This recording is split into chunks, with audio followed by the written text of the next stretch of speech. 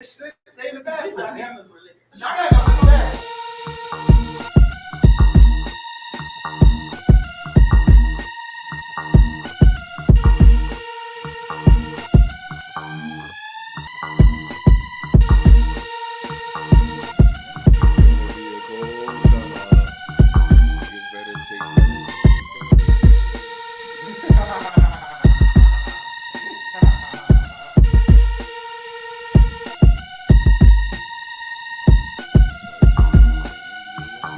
Live at the Fire Nights podcast, man, and there's certain moments that you have when you do these things, and I think it's more the moment.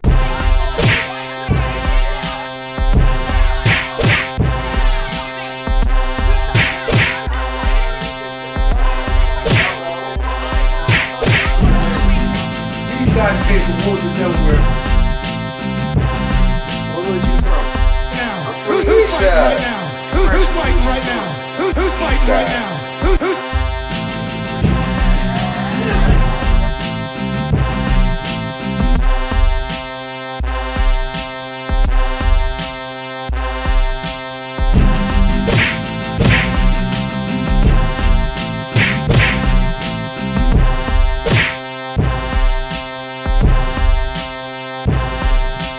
Let me see him.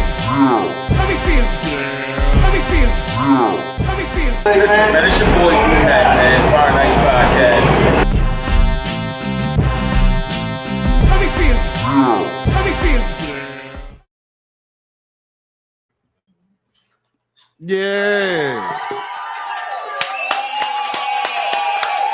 You know what?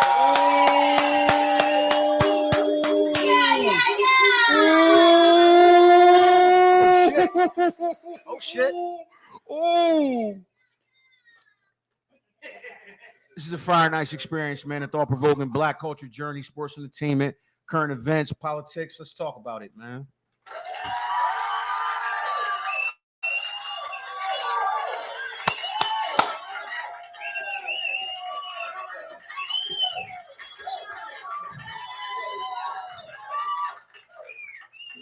Yeah.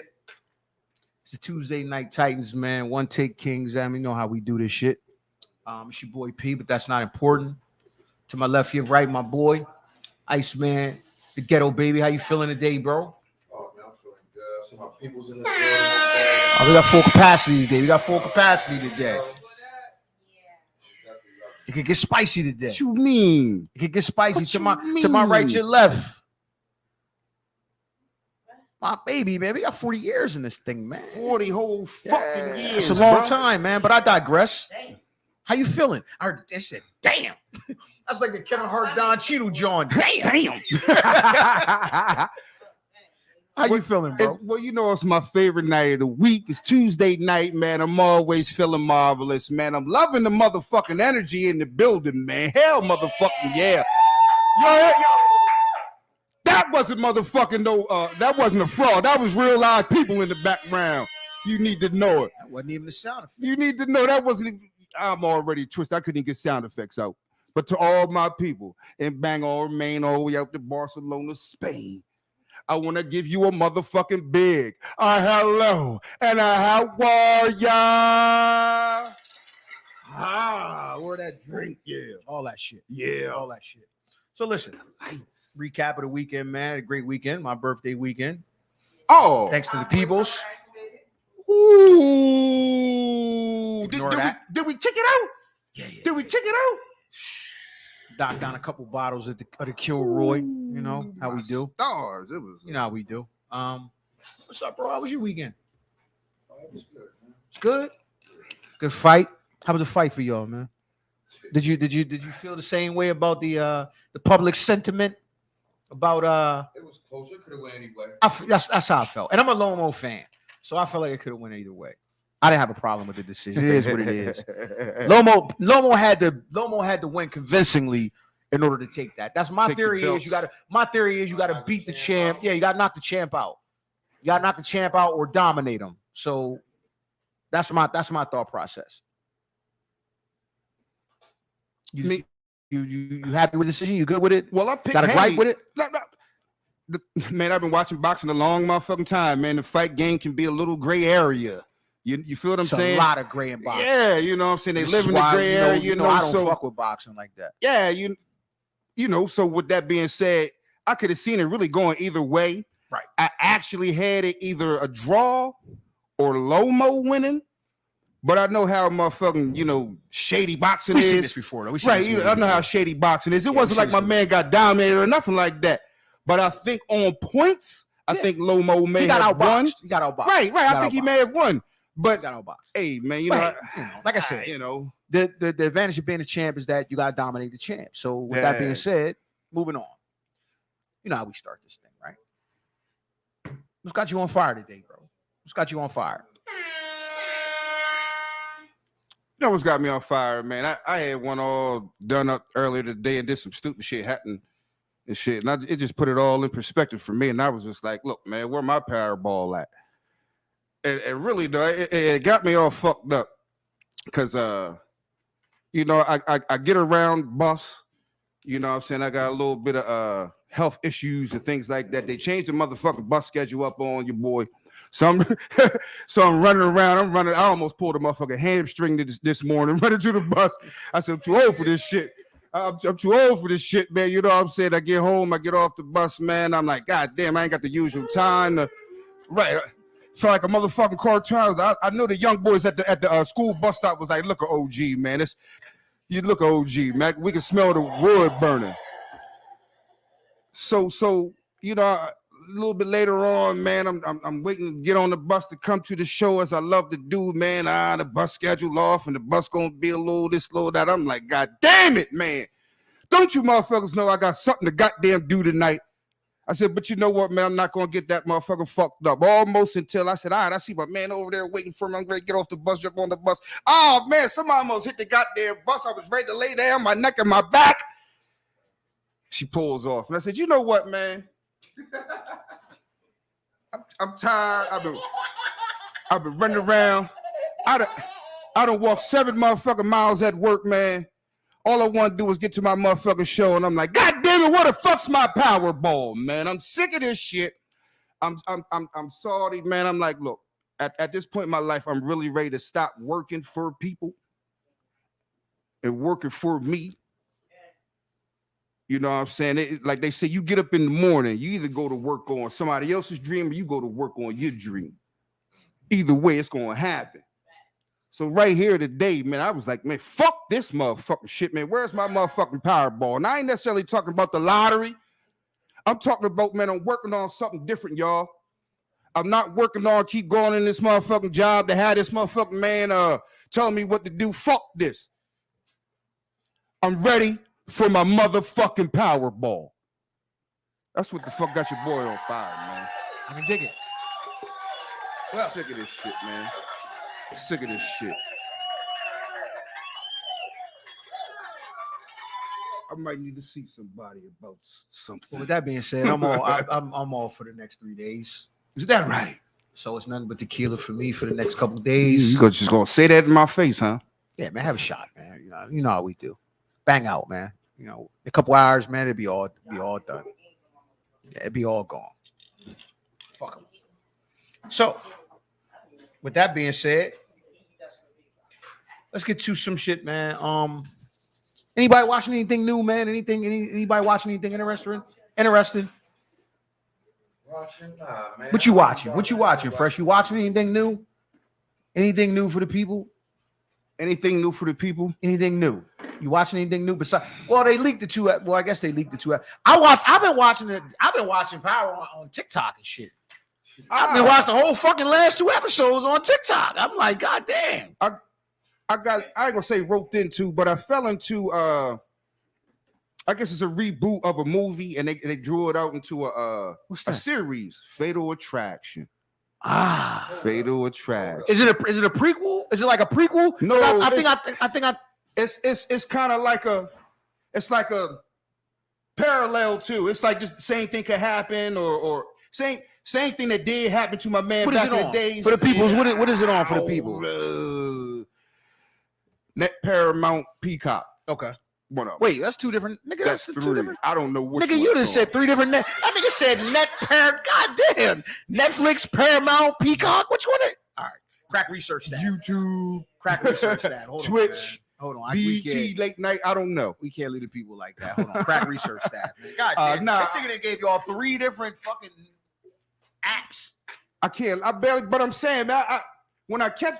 The funny thing is, I be watching a whole lot of shit. I just can't remember the shit I be watching. You know what I'm saying? I was like, oh, I gotta. Because you be high. Of course.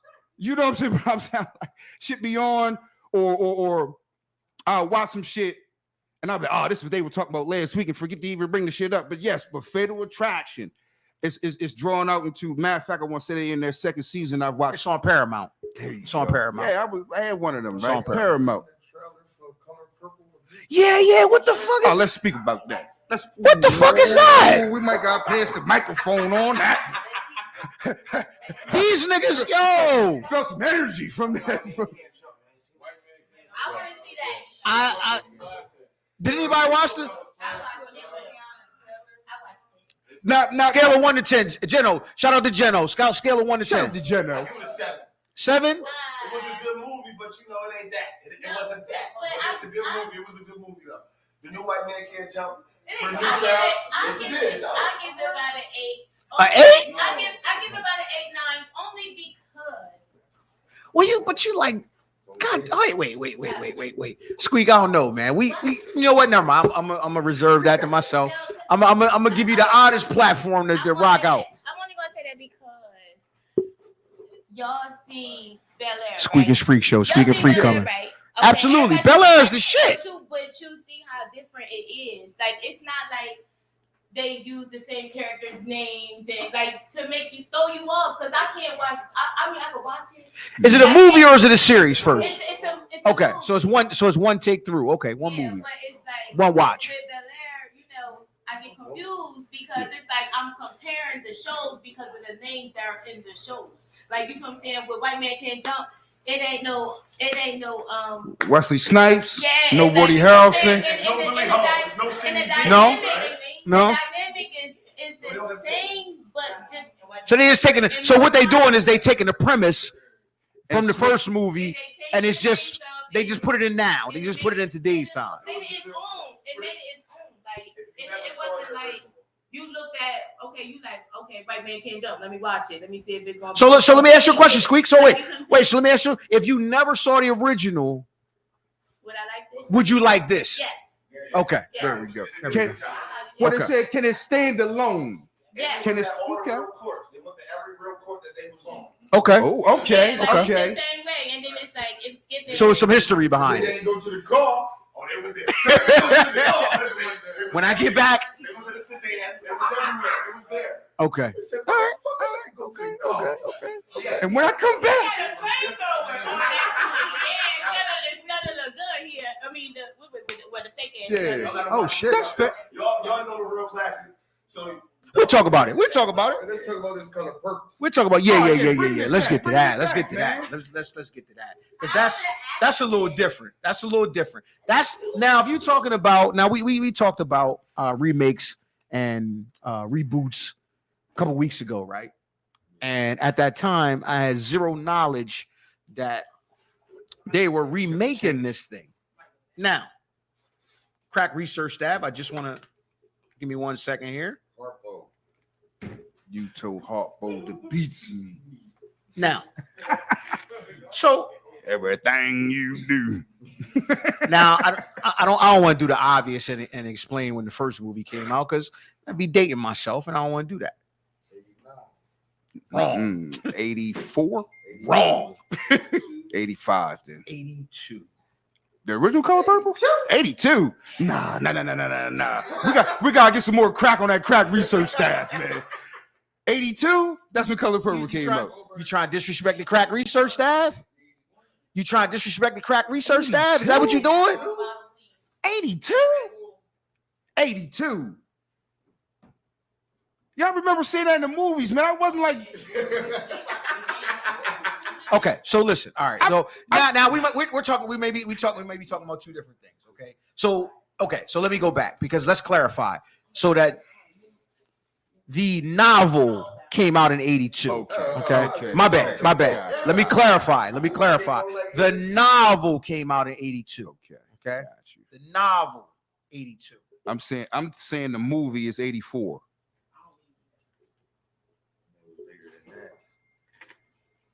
Well, here we are.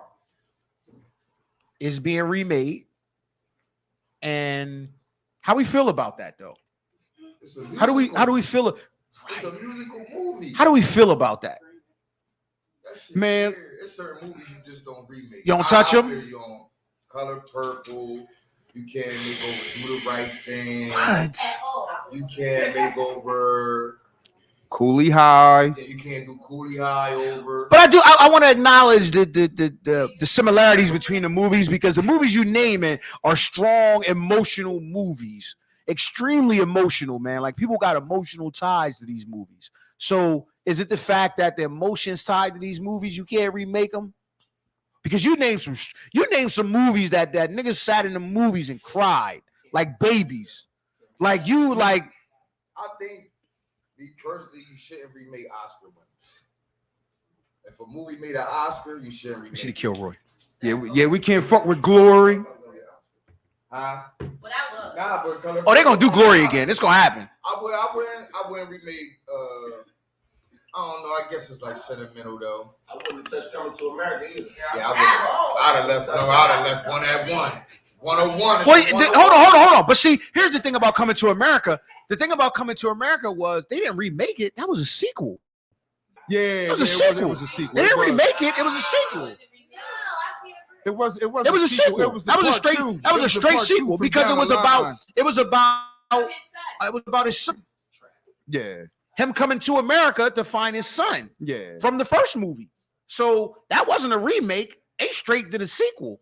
Now you got the original players in the movie. So that wasn't like a new cast or nothing like that. They literally did a sequel with the original cast. So that's a little different.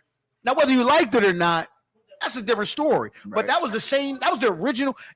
For the most part, 95% of that cast that was in the original movie was in that sequel. So that doesn't fall along the lines of a reboot. That's not a reboot. That's Nah, a that's straight. a sequel. That's a straight sequel. It's a sequel. Yeah. Like music, you can't remake certain hits. That's a wait. Hold on. Squeak. I don't know. I don't know about that. Because it's hits that motherfuckers got that was already hits. A lot of these movies are redone from the 70s and 60s. Whitney A lot of Houston- songs. Whitney Houston's biggest song is a remake. Boom. I mean, but Whitney Houston's the biggest song song is a is the remake. song, though. A lot of Mary songs. A lot of Mary songs are remakes. We wouldn't know until Brazil. But ain't nobody remaking Mary. Who? They will. I'm pretty They will. sure they will. No, they will. They will. They will. They will. Because Mary made all remakes for the most part. And at the time we was thinking, oh, nobody can remake them. They was remakes. Squeaking Freak Show coming soon, yo. Squeaking Freak Show coming soon, yo. It's the person you get. Like, Right, it's gonna take a special. It's gonna take somebody special. See me, I can listen to Mary and be all in my bag. I can feel it. Beyonce remade one of the most classic barbecue songs ever, Yo, I felt and I felt some kind of way about that. What you mean? I felt some kind of way about that. Before y'all get off the topic of remakes and movies, right? How do y'all feel about Rush Hour 4, Bad Boys 4? Is it keep it or is it keep or? Yeah, they Bad Boys 4? they're franchise in a series. You know what I'm saying? Yeah. Hold on. Wait. I'm sorry. Go ahead, General. Go ahead. Stop. Like, do we need like another 11 rush hours? Like, leave Yeah, that's like the Fast and the Furious. I mean, you gotta milk the cow. You get what You gotta I'm milk the cow. You gotta Bad milk Boys that 2 thing. was over. I feel like that should have been it. 3 wasn't like that. I don't know why they doing 4. I don't know about. Cash Rush Hour cow. It's 4. cash to be made. You'll be mad at another Friday? Yeah, the characters are dead. They're dead. They're dead. Debo's Nah, give me another Friday. Well, no. Let me Give me add another. this. Done the right. Do what you Hold on. give me another. Yo, motherfucking well, Friday. hold on. Hold on. That's the story. Hold on. I'm gonna say this. It's not a problem. It's not a problem to remake or do a sequel, but with all things in life, it's got to be done correctly. You can't just do it as a money grab, right? You can't do it as a money grab. The script has to be interesting. The script has to be interesting, right? It can be done. Listen, Friday is a hood flick, right? If written correctly. Only. Listen, They're not remaking or sequels. It's sequels. the sequels, they all sequels. They can't remake that. No, I don't want you to remake it. No, I- Give me another one. Give me another one. Progress the story. They was introducing new characters as the Fridays went along. Think about it though. We Only got reason I Mike say that- Epps out of the second one. Pops is dead. Pops is dead. Okay. As in life, We was Pops cool might without be dead. Debo. We was cool without Smoke. We was cool without Ezell as they move forward. But Pops is dead. But think about it. Ho. But General, we got Uncle Elroy in the second one. Pops was there. Uncle Elroy's still around though. Pops was there though. If you write it correctly, you don't have a problem. In the second one like that though. Pops was definitely in this. Pops, he didn't even have the same role. Yeah. Sauce on my burrito, baby. He was in there. And who do we get in the third one? What got classic Damon- we got character? Damon in Get out the third my one. fucking way, Stanley. We got Damon in the third one. Cat We got Williams in the Cat third one. Williams in the third one. Ricky Smiley in the third one. Oh, Ricky gotta Smiley have the some third for the skinny niggas. We got Terry Crews. That was Damon. Yeah. Bro, my son Damon come home. And the shit was hilarious. You like So your y'all would son be is a more fag? open to a Friday 4. It's already Open for to those a that Bad don't Boys know. for the Rush Hour 4. I would love to see if they made a Friday 4. I would love to see Chris Tucker back. And then hold. That's it. That's the holdup. He said he's not coming That's back. actually if the he holdup. see Young Fly, not his son. Now, if it ain't them, then now. That's the holdup. Don't garnish the whole thing they did before the 4 and then y'all talk about all that bullshit. Because you never gonna remake greatness, and you can't. No. You to a degree, no, you can't do that because Fast X came out after All Fast this X came remaking out. shit is whack. Shit was cool. Shit was Now, cool. now that I've Shit was cool. so we got a That whoa. I So we got fucking we got an agree with. official review of Fast X. He said that shit was poop. Fast and Furious might be one of the best series that ever came out, though. I don't think I've seen a I whack want one to give yet. y'all a fun fact about me and Fast and Furious. I want to give y'all a fun Oh fact. my God. And they expendable. Expendables is crazy too. But I've- those movies I've are. never- But I've hold on, never before seen you that go, Fresh, man. before you go, hold on.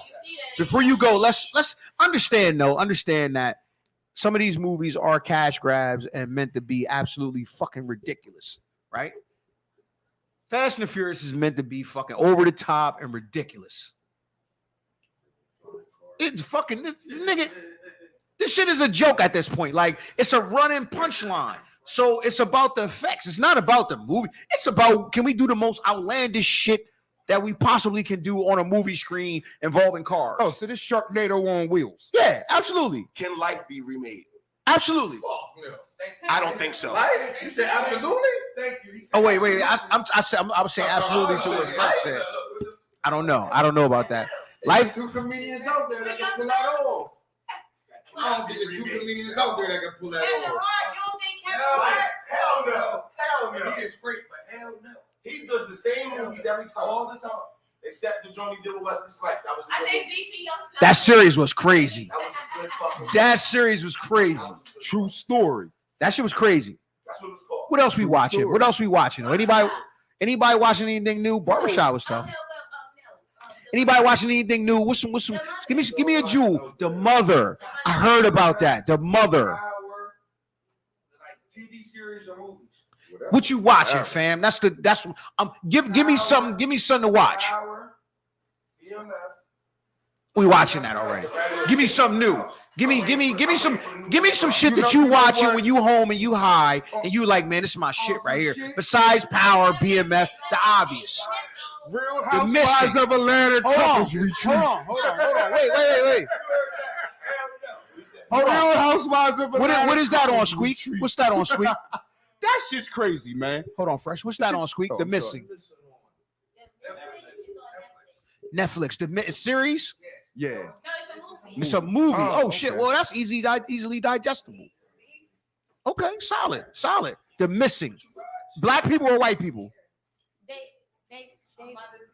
Horror or psychological thriller? What is it? Come on, Squeak. Come on now. Of like Psychological thriller? Suspense? suspense, yeah. Okay. More on All right. that. Yeah, Okay. more like that. The Missing. All right. The Missing. Let me Yeah, put that on I my like- board. I watched both of them at the same time, so I'm getting The mixed fuck? up. The Missing and the Mother. I watched Oh, them both at the same I heard about the mother. That's Jennifer Lopez joint, right? That mother with J-Lo. Okay. Yeah, with J-Lo. Like I watched them both, but they both was like real good, and I feel like I can't really recite The Missing too much as high, but it was good. I do know it was good. It was good. You and Fresh need to take notes when y'all watch shit. Or y'all need to record y'all. I watched the Mother again today. I watched them both the same day, but I watched the Mother again today. Okay. And I was like, oh yeah, this shit. Yeah. Oh, This is a listen, must-see. my movie, my John Gray come out. My What's that? sequel, What's that? Extraction 2. Damn it. Extraction 2 Gray come out. Damn it, man. Anybody, did you watch Extraction? Of course not. Of course Did you not. watch Extraction, bro? I mean, Come on. And I ain't saying it like Jeno, that. did you watch Extraction? I've seen so. Oh shit. I've seen nothing. Nigga, do you like action? Oh my fucking God. I'm more of a thriller suspense. Watch Extraction. Damn it, man. Extraction and Netflix. Whatever's in the realm of law-abiding citizen, I'm over there with them. All right. A law-abiding citizen, whatever it's on. A black girl? No. It's a black girl. I forgot what it's called. All right. All right, Let's get So serious. moving on. Let's get to some serious shit. Let's get to some shit. Not yet. Oh my God. It's still lost. People love to see boy vibe. I ain't no boy vibe. We got some sports fans in the house, but not yet. Not That's yet. the 10 o'clock hour. Have a couple more drinks and we'll talk about that. We'll talk about that. Let's get to some serious shit, man. We know we do serious shit here, man. So listen,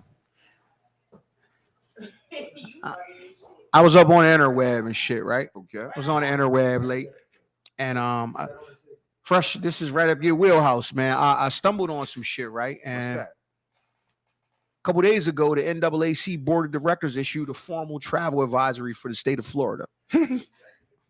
The travel advisory comes in direct response to Governor Ron DeSantis' aggressive attempts to erase Black history and to restrict diversity, equity, and inclusion programs in Florida schools. The formal travel notice states Florida is openly hostile towards African Americans, people of color, and LGBTQ plus individuals. Before traveling to Florida, please understand that the state of Florida devalues and marginalizes the contributions of and the challenges faced by African Americans and other communities of color. Let me be clear.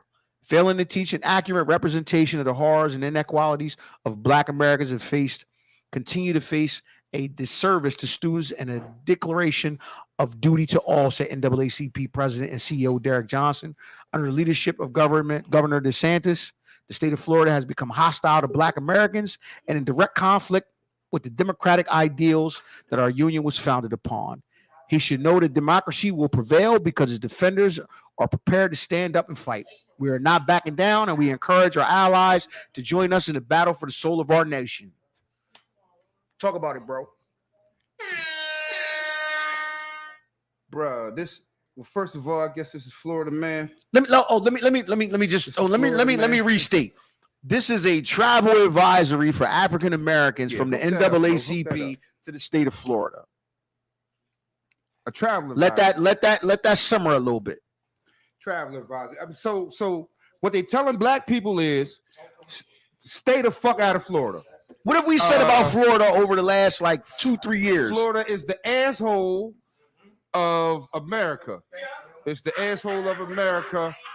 Florida, man, is the stupidest. I mean, I ain't gonna say the stupidest, but it's some of the most ironic shit because some of the stupidest shit that happens, it always starts with It's Florida, only 3 places. man. It's 3 places.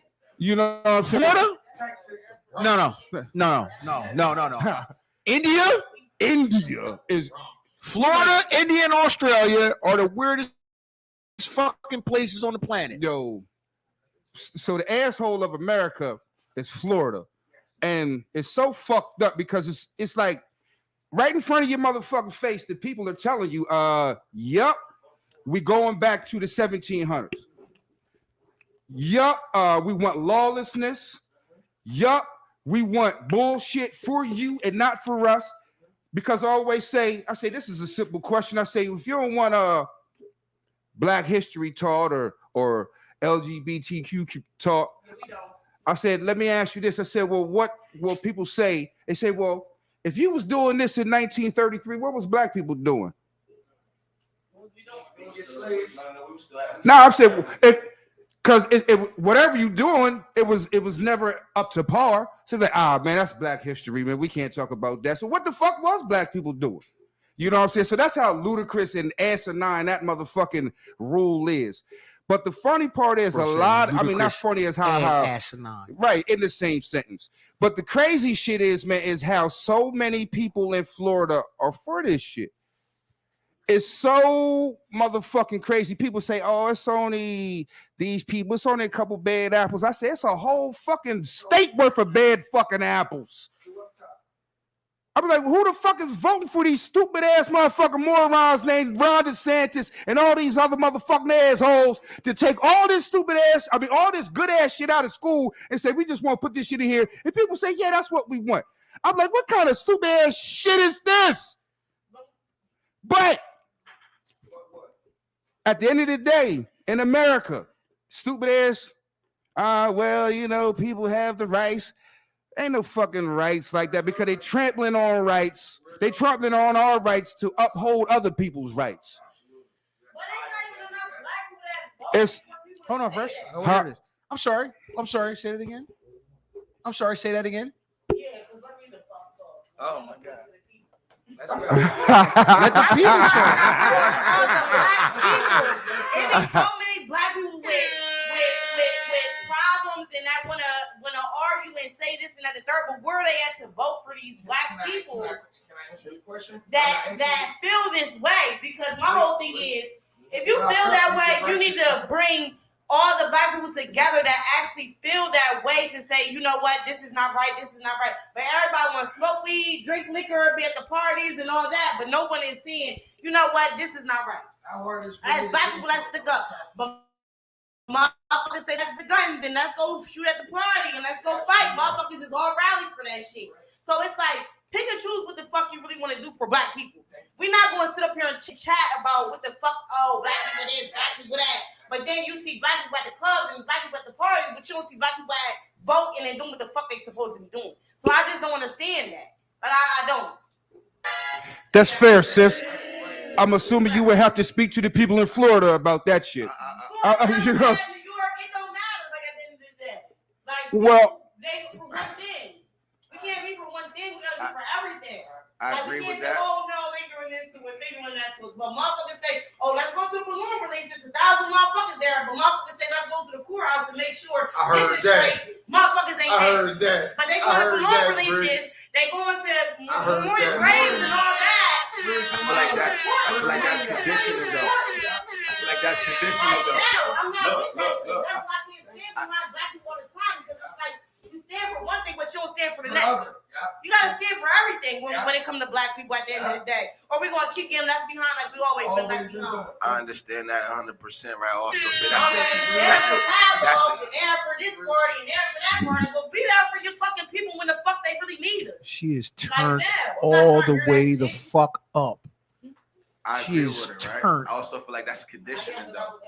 We conditioned to do these things. That's what we do growing up. How many times have you been to a voting booth with your elders growing up? At all. You get what I'm saying? Like, so it ain't like it's not like we doing something in the mind.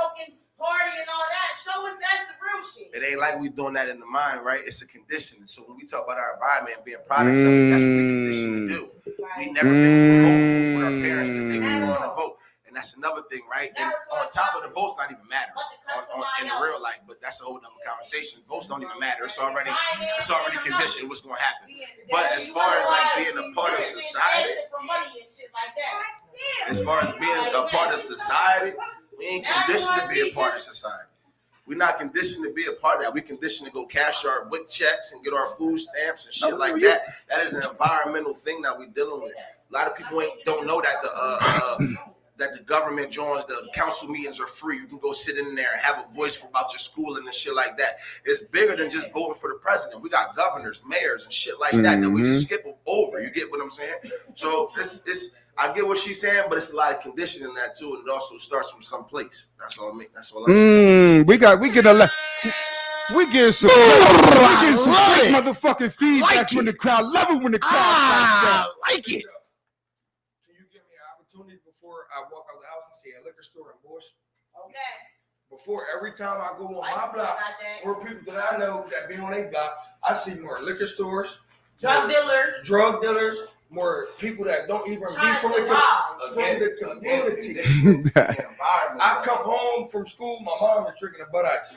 So what you gonna do when you get older? I'm gonna You get what I'm saying? So it's a product of your environment. But also what I learned, you gotta be not a part of your environment, but understand you can pull yourself. It's too hard.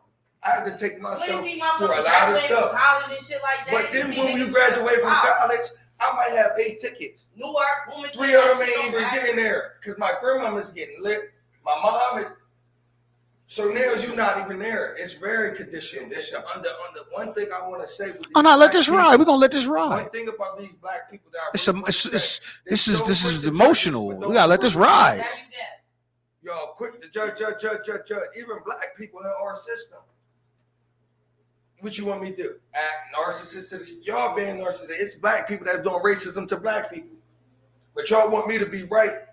I was on Section 8. My mom was on WIC. My sister is pregnant at 17. Her boyfriend is a conditioning though.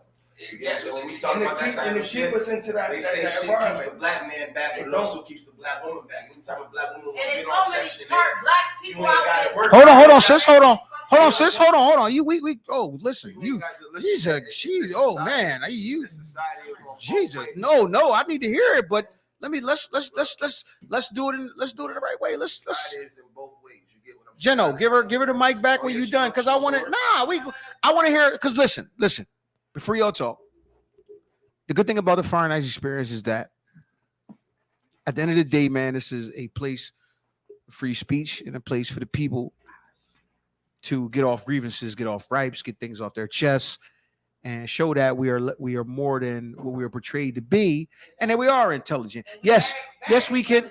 Yes, we can. We can drink tequila and we can smoke weed. But at the end of the day, there are some brilliant geniuses that are born and are sitting here every single day that can express intelligent thought to current events and current situations that's going on right now. So this is the beautiful part of the Fire and Ice experience. This is not just a podcast, it's a studio, this is a show, and we get people here and they have different walks of life, they have different experiences, they have different voices. So I was brought up in Newark.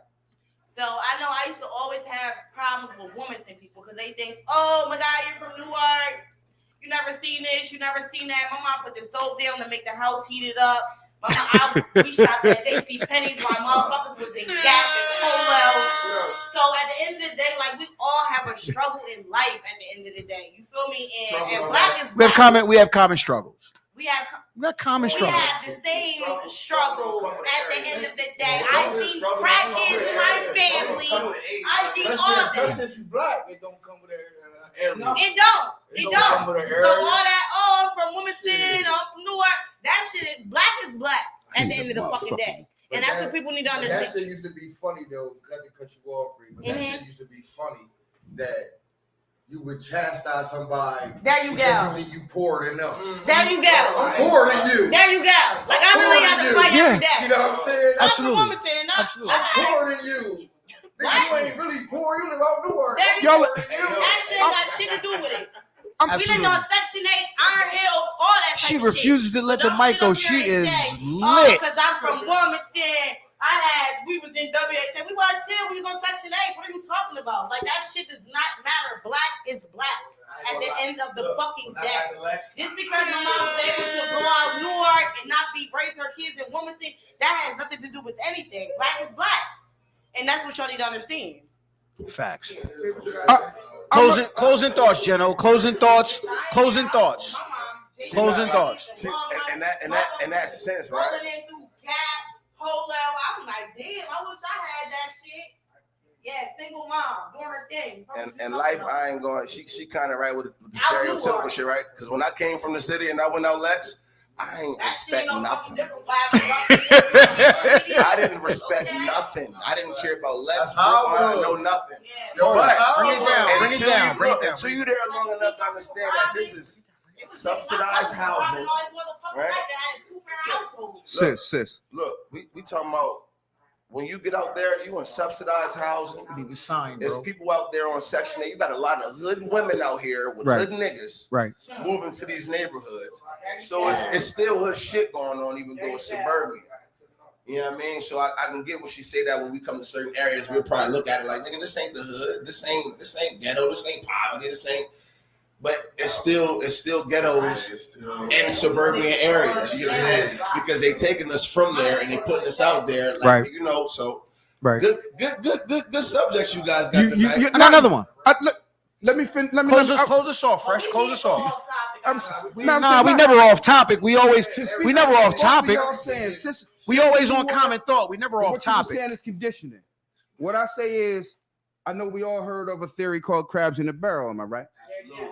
The funny thing is, a lot of people say, "Oh, we act like crabs in the barrel." We heard it, like you were saying. We heard each other this and that. Let me ask y'all this: have y'all seen a fish in too small of a bowl together? No, it won't grow. Have you seen mice or rats in too small of an engagement together? It can only grow. It can only grow according to its environment. No, I'm talking about it. No, I'm talking about 17 mice in a motherfucking box. Okay, You ever that's seen that? I don't get it. I'm going somewhere. You Sis, gonna walk get with it? me. Oh, you gonna get it? Walk with me. So, like you said, we don't hang with each other. We don't stick with each other.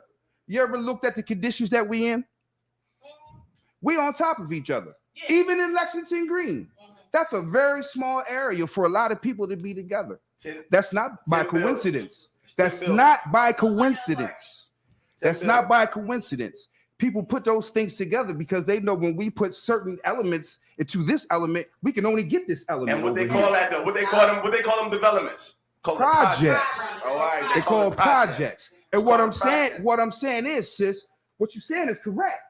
How you feel and what came about from your circumstances, they all fucked up. We was fucked up in the city. You fucked up out there. Funny thing is, they did it to all the people the same way. Well, all the black people the same way. And it was. It's not by. It was designed for us to fall victim. Fuck falling victim. Do you know how hard it is to come up out of a system at all angles they fight you? As you see, we all have been in that system. Like, God damn, jail system, Section 8 system, system, eating, housing, any system, all of any those government things. system. And what I'm saying, no, you're right. You're right. We all are right. And what I want to say is, it's not by coincidence. And to tie it all back to Florida, they're making the circumstances in Florida. Hey, man, we're conditioning you. Florida is the first place to We're say, conditioning if you look like right gay, I now don't got served. to tell you we're going back to the 1700s. Now, this ain't even 1920. Oh, I know we powerful. We don't doubt that. Guess We who don't they doubt think that. they are? We They don't doubt that. powerful. Oh, we sending you motherfuckers We don't back. doubt to- We gonna see. We gotta prove it. We gotta prove it though. We think low of ourselves. We don't have confidence in ourselves. I disagree with As that. a whole, we I not. As a disagree whole, with we that. not. Moving on. Moving on. And that can help other black people, but they don't because they're at the attitudes that we had towards. I disagree to a certain extent there. I disagree I'm gonna tell you to why. an I feel like extent. that's only up north. Down south, ain't no such thing as fucking diapers coming to get your kids. Because you going with your aunt, you going with your cousin, you going somewhere where you always gonna be with family. Up north, we have a mentality, we selfish up here. So it's not, I'm not gonna do for you if it takes away from me. That's doing it to No, yourself. listen to me, listen to what I'm saying. Up here, we're not gonna do if it takes away from us. You understand what I'm saying? If it's gonna take away from what I'm doing every day, That sound like I really don't got the that sound like a strength to do song, it. Jeno. But down south, That sound like an anthem. Ain't no, the hand grade come get your So fucking what's the kids. difference because between- I would say they just as selfish down south as they are up That we north. can't do. You know what I'm saying? No, Okay, what's the difference? so hold on. What's the difference that we can't do? Relax. Let me explain the difference. I can explain the difference as a nigga that grew up in the South. I can explain the difference. Okay, so with that being said, the difference is this. I grew up in a Southern environment, right? I'm a Southern Baptist nigga, and I tell you all the time, a country nigga, right? If my mom would have failed, right? I always had my grandparents to fall back on, and a gang of uncles and aunts. Everybody. Now, Hold on, let me tie this all in, sweetheart. Listen. This is what I need you to do. She's a goddamn firecracker.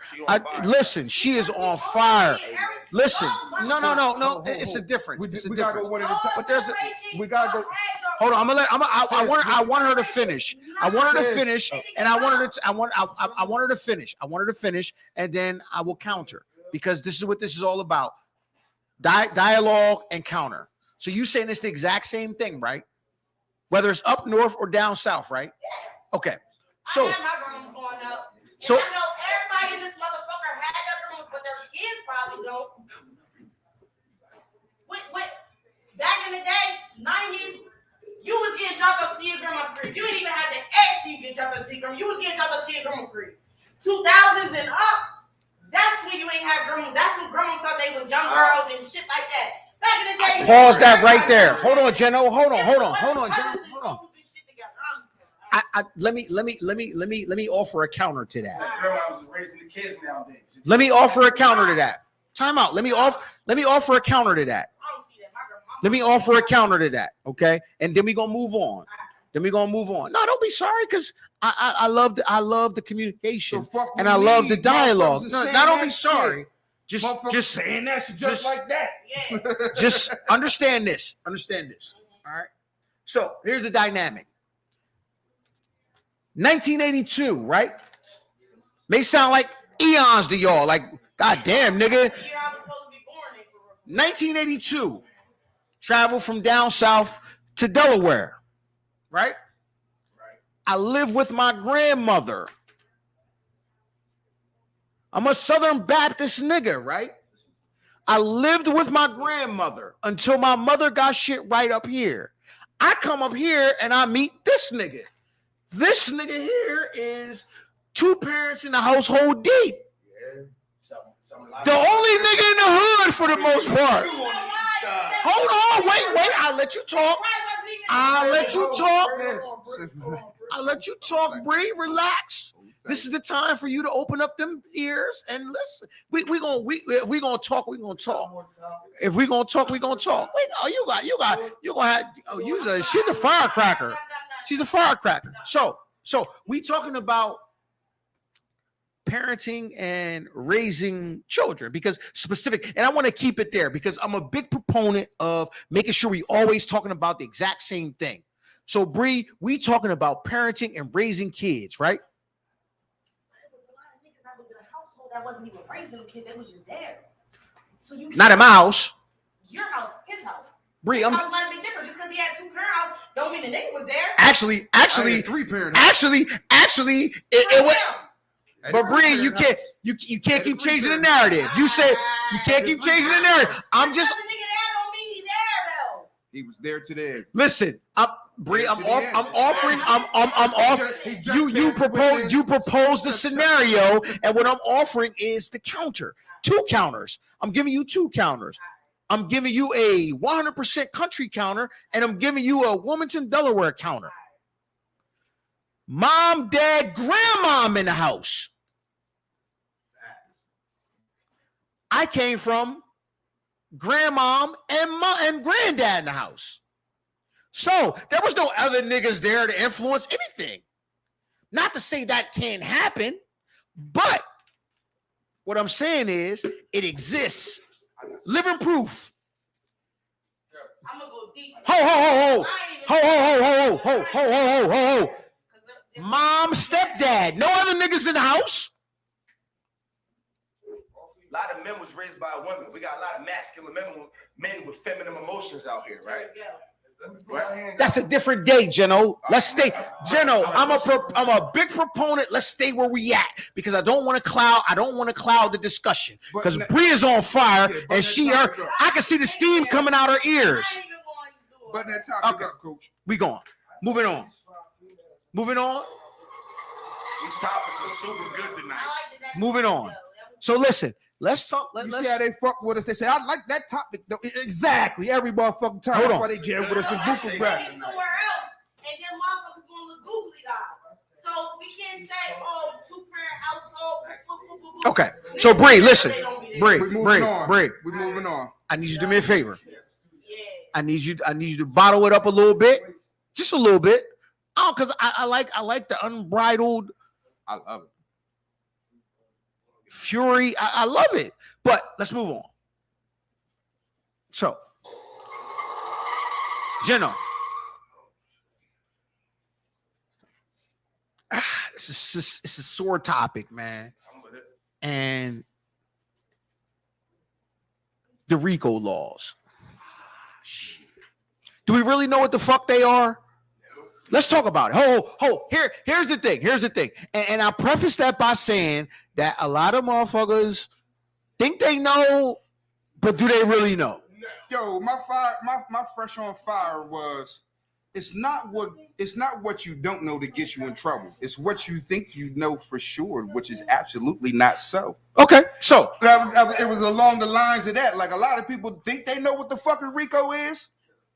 Let them know what the RICO is. no, I don't want to let them know yet because I want to hear what the general public thinks a RICO conviction or the RICO structure All right, is. so this is my opinion. Now, before I say this, Geno, and before I say this to the general audience, I myself am not the foremost authority on criminal laws and convictions and structure, but I am here to educate. That's what I do. Right. That's what you do. I am a self-proclaimed genius, and this is what I do. So, with that being said, I'm interested in knowing, do we really know what the fuck the RICO laws are and what they consist of? All right, so me personally. Now, I do not. Huh? What's up? We talking about RICO I know laws and the law RICO was conviction. First started for the Chicago mobsters. Lucky The Luciano. RICO law is, to me, of you asking, personal opinions. I feel like the RICO law is if, let's say, ICE was the head of the operation, and they really want ICE.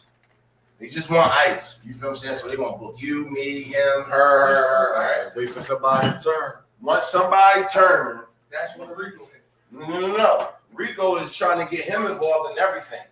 We just want to make sure he's the head, and all of us as an organization. So if I rob somebody, you rob somebody. We can knock this off to everybody. Because once one person in the game does it, everybody does it. It's an organization. And that's when you start picking off. That's when you start picking off the weak links and this link and that link, and we just get to the head of the guy. Everybody's going to tell on the head of the guy. You know what I'm saying? Once it gets to that point, you know what I mean? Once they start running down on your baby mom, like you got booked, but now they got your baby mom, like, yeah, we gonna give you 30 years and take your son. She ready to tell on everybody because she don't give a fuck about them niggas, and she gonna get you to turn on them niggas too because she wants you to be there for the child. I think, you know what I mean? I think the RICO is just a situation where we trying to get the head of the organization, and we gonna book everybody that's involved with it until we get down to the centerpiece, and then all y'all niggas is in there. Anybody else? Anybody else got any idea what the fuck a RICO case is or the RICO law is before we dive deep into this shit? Basically, man, like he explained most of it, but I just explain it because simple. It's a group conspiracy. It's a group conspiracy. All y'all, no matter who did the crime, all y'all conspired to do the crime. You know what I'm saying? All y'all conspired to do the crime. No matter what crime it was, that's how they hit you with the RICO. That's how they hit you. 501. Thoughts fresh? I don't necessarily think I agree with that particular point. They hit everybody with the RICO. They hit everybody. You can opt out, They hit your mom for putting a car on her name for you. Yeah. They hit your mom. They hit your girl because you paying the rent. Your name on the bills. Anything criminal that they trying to charge you with, they'll say that you use the money to conspire to do everything. Thoughts, bro? Yeah, no, I ain't saying it ain't conspiracy. Yeah, I'm not saying it ain't conspiracy. What I am saying is I don't think everybody 40 thoughts. The 40 Rico thoughts. You got some thoughts? No, everybody, not everybody. I mean, this is what we do. You know, this is what we do. But We expand. We expand on shit. The Rico is for the Rico. All right. The Rico To me, law the ain't Rico- for one person. The Rico come down on organizations, the mob. They come on organization, but they pinpoint a leader. So anybody that's involved with that organization is a co-conspirator. And that's how they get the leader. The leader might not know nothing that y'all doing, but if I'm screaming YSL and I do something, Hey, listen, do me a you're favor. part of that. Can somebody out there go to the fridge and get one of them cheesecake cupcakes for your boy? I want to enjoy one of my. Hey, yeah, them shits was delectable. I want to eat them right now. So listen, thoughts, bro. Before we do a Greg. I want to say what's the Olympic? I don't want to say Greg Louganis. I don't want to say pause. I don't want to say Greg Louganis. I want to say Michael. Before we do a Michael Phelps dive into the deep end. All right. Thoughts? Well, if you don't know who Greg Louganis is, then you're too young. Look it up. You're too young. You're too young. I mean, to me, I mean, pretty much what they saying is pretty true. And that's what I was saying. They may or may not charge everybody with the RICO law, but what I do know is it's all encompassing and it's vague, which allows a lot of people to be ensnarled, as they call, under the RICO Act. You know, racketeering, incorporating continuous criminal organization, something like that. But it ain't even called the RICO Act no more. They call it the RICO, but it was called continuing the criminal enterprise, all kind of shit. It's just the RICO Act now. They've set a lot of precedent, and I ain't saying I know all of that, but I'm just saying they set a lot of precedent to where you can apply it to a gang now. It wasn't always like that for gangs, but they're like, oh, that's a continuing the criminal enterprise. Racketeering. That's where a lot of guys were like, oh, you can't use rap lyrics. Bullshit. Bullshit. If you carrying on a RICO Act and you rhyming about that shit in your rhymes, that ain't motherfucking track 3. That's evidence. That's evidence. Self-incriminating evidence. It is. I'm with some gangster shit. I'm just not with you snitching on anybody in your motherfucking raps. And especially, particularly, like, yo, the ops on 17th. We killed them last week. You look it up. Yeah, 5 motherfuckers got killed last week on 17th. Why wouldn't that be evidence? That's evidence. Okay. That's fucking evidence. Now, I'm not saying I'm running around. I'm not the cops, whatever, but I'm saying they're like, oh, you can't use rap lyrics. I'm generally not for people using rap lyrics, but I'm saying that's the part of the conspiracy that they can use again. Nigga, you talk about you YSL. You talking about you in a gang. You rapping about you shot some people that we investigating the body on this motherfucking week. We shouldn't use that for evidence? Give me that. We using it. Can I say something? Of course, Script. What do you mean? You can't use Young Thug, bro. None of them lyrics. I wanna say- So a nigga that lost 250,000 on the Gunnerverse and can't even use the Gunnerverse because you get out my face, a lawsuit going to everybody. I'm looking at it like, is it not entertainment?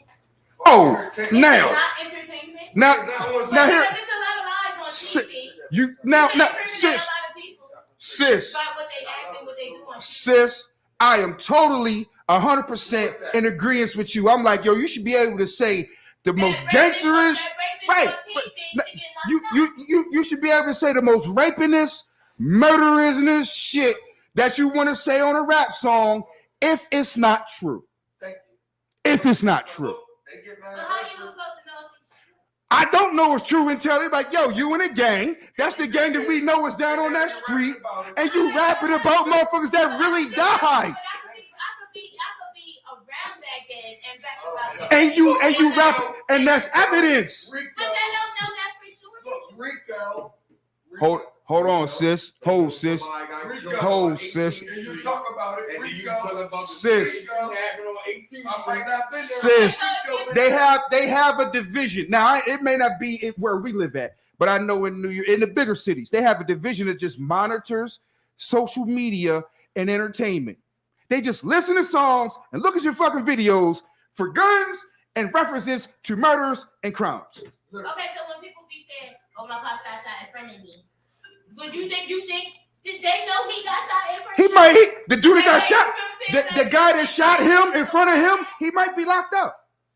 He might be locked up. People know that you was there until You you just said said that. You just said I hope you was there. If you say my dad just got shot in front of me, I hope you was there. Look, self-incriminate. But what I'm saying is, they don't know that. You put yourself in another crowd. If you, I'm not a suspect. I'm a witness or a victim. What I'm saying is, I'm with all the gangsterists, murdering this, raping this shit. You can say on records, as long as it's not true. You feel what I'm saying? As long as it's not true. That's what. As long as it's not true.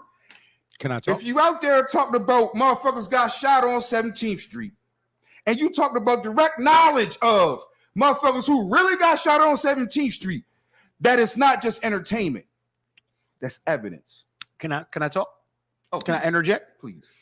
All right. So for those that don't know, of course, the crack research staff will provide the 100% accurate government explanation Of the for RICO Act?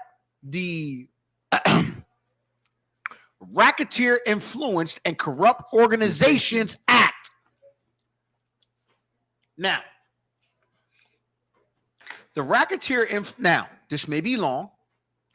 Bear with me. I'm really eloquent with my reading, so just bear with me. It's going to be long because I think, listen, take notes because some of y'all are somewhat intelligent. Some of y'all are extremely intelligent, and some of y'all are not intelligent at all. But That would be I me. suggest all take notes and listen. Open your ears. Now, the Racketeer Influence and Corrupt Organizations Act is a United States federal law that provides for extended criminal penalties and a civil cause of action for acts performed as part of an ongoing criminal organization. RICO was enacted by Section 901A of the Organized Crime Control Act of 1970, enacted October 15th, 1970, and is codified as 18 USC Chapter 96 as US 18 USC 1961-1968. Robert Blakeney, an advisor to the United States Government Operations Committee, drafted the law under the close supervision of the committee's chairman, Senator John Little McClellan. It was enacted as Title VI of an Organized Crime Control Act of 1970 and signed into law by U.S. President Richard Nixon. While its original use in the 1970s, as you alluded to before, to prosecute the mafia as well as others who were actively engaged in organized crime, and its later application has been more widespread. Stay tuned. Beginning in 1972, 33 states adopted state RICO laws to be able to prosecute similar conduct. Now, let's get to the meat and potatoes of this motherfucker. Okay. Get your fork and knife out. Under RICO, a person who has committed at least 2 acts of the racketeering activity drawn from a list of 35 crimes. So broad. 27 federal crimes and 8 state crimes within a 10-year period can be charged with racketeering if such acts are related in 1 or 4 specified ways to an enterprise. And I repeat, Under RICO, a person who has committed at least 2 acts of racketeering activity drawn from a list of 35 crimes, 27 federal crimes and 8 state crimes equaling 35, within a 10-year period can be charged with racketeering if such acts are related in one of 4 specified ways to an enterprise. What year did they say the states started doing the RICO? 72. Yeah, The 72. states. 72. Those found guilty of racketeering can be fined up to $25,000 and sentenced up to 20 years in prison per racketeering count. In addition, the racketeer must forfeit all ill-gotten gains and interest in any business gained through a pattern of racketeering activity. A U.S. attorney who decides to indict someone under RICO has the option of seeking a pretrial restraining order or injunction to temporarily seize a defendant's assets and prevent the transfer of potentially forfeitable property, and to require the defendant to put up a performance bond. That provision was placed in law because of the owners of the mafia-related shell corporations and absconded with the assets. An injunction or performance bond ensures that there is something to seize in the event of a guilty verdict. In many cases, the threat of a RICO indictment can force defendants to plead guilty to lesser charges, in part because the seizure of assets would make it difficult to pay a defense attorney. Despite its harsh provisions, a RICO-related charge is considered easy to prove in court since it focuses on... Hold on. Let me go back. This is the kicker. Despite its harsh provisions, a RICO-related charge is considered easy to prove in court since it focuses on, drumroll, patterns of behavior as opposed to criminal acts. Let me read that again. Despite its harsh provisions, a RICO-related charge is considered easy to prove in court since it focuses on patterns of behavior as opposed to criminal acts. Now listen, that's what I was talking. That's the point I was talking about. Because for them to charge a motherfucker with RICO, they have to charge a person and say he's the head of the organization. Now, what you just said is where the conspiracy comes in. We can't charge you because, well, we can charge you because it's the act. It's not that you're committing the crime. They're committing the crime, but they're in a gang, so it's the act of you telling them. You the leader. Yeah, you're the leader. That's how, you know what I'm saying? So yeah, that's how they look at it. No. I want this to sink in. Fresh. It didn't have to be. I want this to sink in. It don't have to be you. No, it doesn't have to Listen be a crime. to this again. Listen to this again. I'm gonna read this again. I don't want this to be misconstrued, right? In many cases, the threat of a RICO indictment can force defendants to plead guilty to lesser charges, in part because the seizure of assets would make it difficult to pay a defense attorney. Despite its harsh provisions, a RICO-related charge is considered easy to prove in court since it focuses on patterns of behavior as opposed to criminal acts. And listen, that's your co-conspirators. The man they want is not doing nothing. The head of the mob doesn't do anything. You will never catch him doing a crime. It's his co-conspirators who are doing the crimes. So they can get you with the act. even though I never committed a crime. So let's make this even more interesting. Even though I never committed a crime, whatever they're doing is they consider that act because I never committed the crime. The thing where let me hold before you go. Because people are under the impression that this is just a drug law, which it is not. This is a multi-purpose, multifunctional law that includes the following offenses. It wasn't even about drugs because, quote unquote, the mob don't deal with drugs. Even though they Boom! did. Even though they did, but it wasn't a drug thing. Listen to this, right? It's extortion. Listen to this. Racketeering. It's everything but drugs. Hold on. This is a litany of crimes. Mail fraud, aircraft hijacking, carjacking, kidnapping, lynching, bank robbery, child pornography, credit card fraud, identity theft, computer crimes, federal hate crimes, animal cruelty, violations of the Federal Racketeer Influence and Corruptions Act. But everything you saying is not, because if it was one individual, it wouldn't be RICO. Well, no.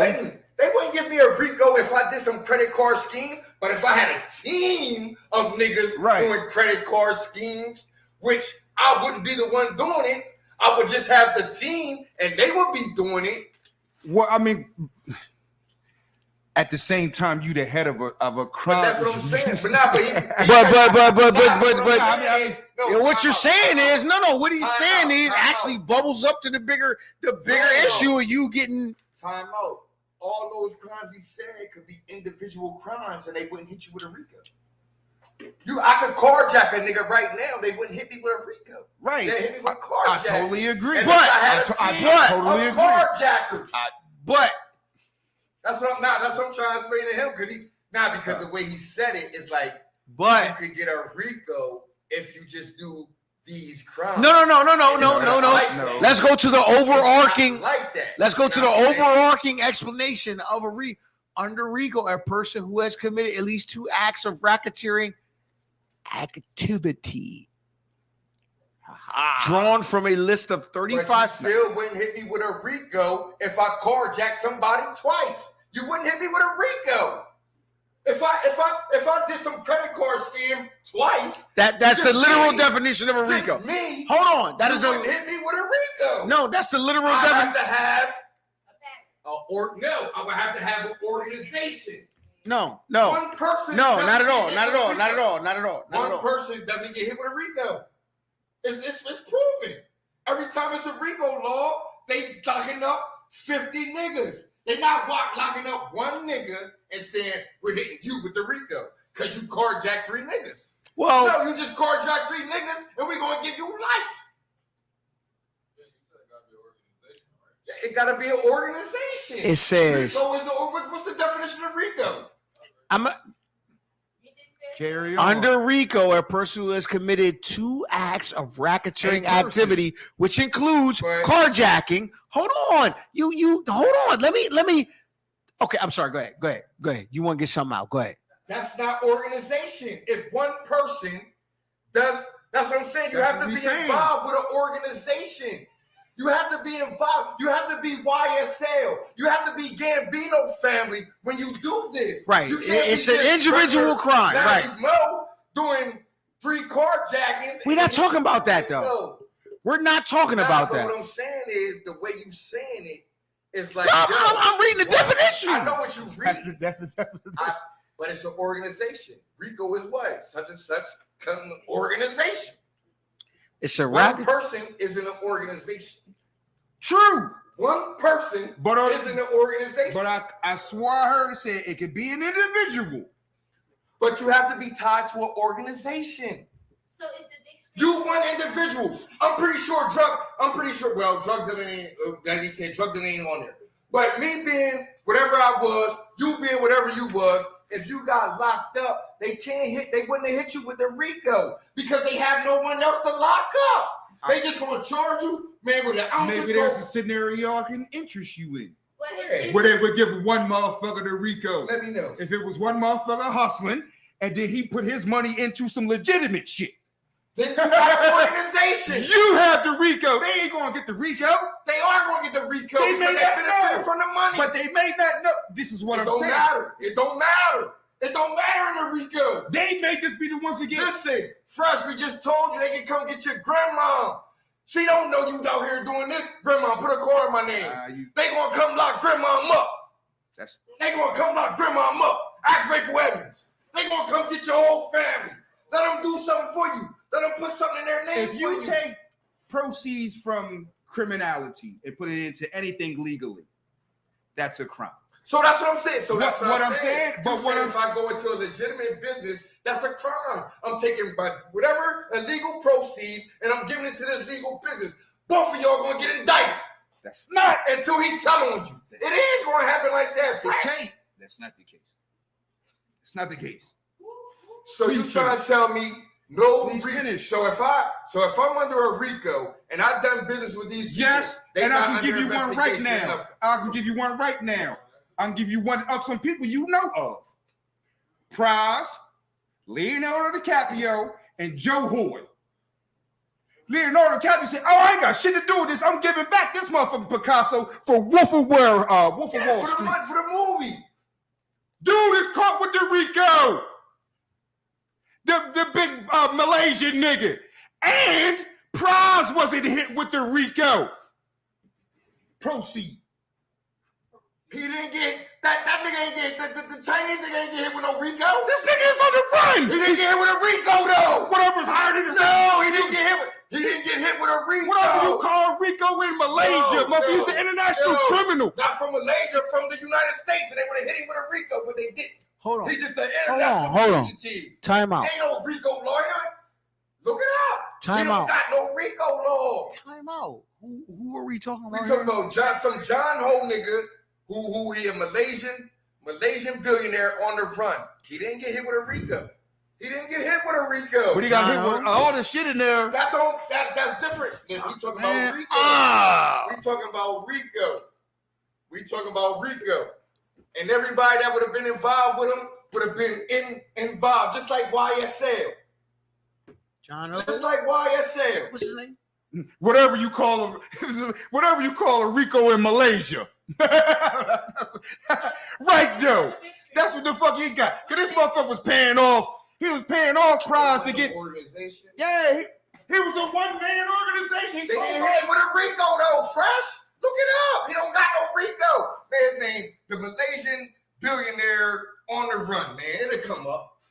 So what the big screen boys did was that like They wasn't no gang. That's just street shit. They wasn't classified as no gang. You gotta be classified as a gang from the law enforcement. You know what I'm saying?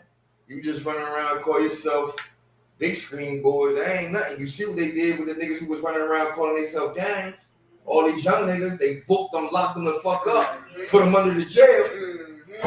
You know what I'm saying? affiliation. like North Cat. Yeah, they Gang gang affiliation. affiliated. We putting all you niggas under the Gang jail. affiliation. So any shootings that y'all did, all y'all did it. All y'all did it. Gang affiliation. That's all you gotta do is put Malaysian billionaire Wolf of Wall Street. He didn't get a RICO. He didn't get a RICO because he didn't have an organization. They didn't give him a personal RICO. You gotta have an organization to get a RICO, Fresh. That's in the name. No, hold on. Malaysian billionaire. What's his name? I don't know. Just put Malaysian billionaire Wolf of Wall Street. Yeah. He financed the movie. He gave Prize a whole bunch of money to, you know what I'm saying, to give to He gave Obama Prize- and Trump. He gave Prize $20 million for a picture with so he can take a picture With Obama. Because really he was trying to set himself up with some favors. So because he knew he's like, nah, let me get him good with some high people. You feel what I'm saying? You stole $5 billion fucking dollars from the Malaysian government, dog. He on the run somewhere in the motherfucking high seas. I got a big ass boat. Yeah, they don't know where he Don't at. know where this motherfucker billionaire at. Literally. Tied into the Goldman Sachs situation, man. Hold on.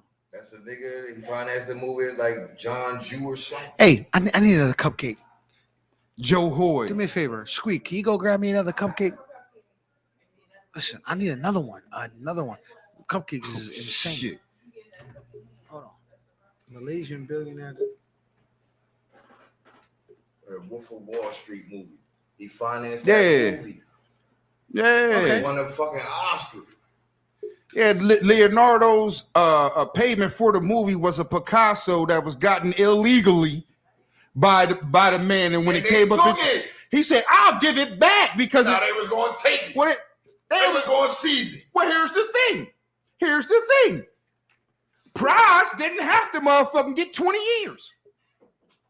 Price could have got 16 motherfucking months and kept $10 million.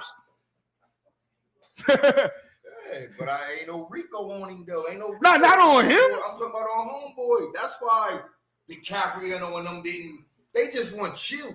They didn't say to Rico, we gonna go. Who was there to go after the Malaysian government? You done robbed them. You robbed your own government. Do we got Rico? Or you didn't get there You yet? don't got no Rico. Crack research staff eating cupcake. Yeah, crack No. research staff. So, Rico, man, they locking everybody up, man. Ask Rayful Edmonds. They locked his grandmom up. That's why he told. They locked his sister up, his mom up, his grandmom up. His grandmom had his house in her name. Oh, we locking you up. His grandmom sat in jail for 6 months because he was trying to be a tough nigga and not say nothing. Then he really bowed like, nah, I can't have my grandmom and my mom and my sister in here because they just got cars and houses and shit in their name for me. Nah, I can't do that. But you us That's when you know what? That's when we've been doing wrong so long we don't know what right look like. I like that. We've been doing wrong so long we don't know what right look like. Hey, I got a question, man. Yes, even though that's his brother. His sister, those his sister's mom or whatever. Yeah, they knew they was doing wrong. Oh. I understand I have that. a question. I about right and understand wrong. that. But maybe grandmom didn't. I got a question about right. Now that's fair. Maybe But I'm grandma saying, didn't. but you're not gonna tell me mom and sister and them. I understand that. I'm listening. Is there such thing as a right and wrong decision? Every day. Yeah. Every I think fucking a lot day. of us Hold know on, right wait, and I- wrong. Every fucking day. now, Let me elaborate. I would say the sliders on your right and Elaborate. wrong moral compass might change. I'm from day to and I'm day. gonna stand on that Right every or day. Wrong decision, is it opinionated to the people whether it's right or wrong, or is it about how you feel after you do it? No, it's a right or That's a wrong. good question. That's a good question. That's a good question. That's a good question. Is right or wrong based off society's opinion, or how you feel, or after how make you this feel decision. after you made your decision? That's a good Me, question. how I feel after I made my decision. That's a My right or point. wrong So this is decision. that's not my A right or wrong decision is based on you have two different. It's based on a morality standpoint, and then it's based Right. on necessity. Right. Now, that's two different standpoints because my necessity may say that, God damn it, I need this 10 G's right now to survive. We don't even- Morally, you getting that 10 G's may fucking interfere with a lot of shit that you agree with because morally, right or wrong, morals may go out the window. You need to know that, Jack. Morals may go out the window. I agree. Now, Desperate truth. right or wrong, if I gotta feed my family, morals gonna go out the window every time. So here go my But question. no, the question here is That's the question exactly. does necessity negate or reduce the fundamental principles of right or wrong? Okay, so I got a question. Here we go. This is the example I was giving that I wanted to say to back that up, and we're going right.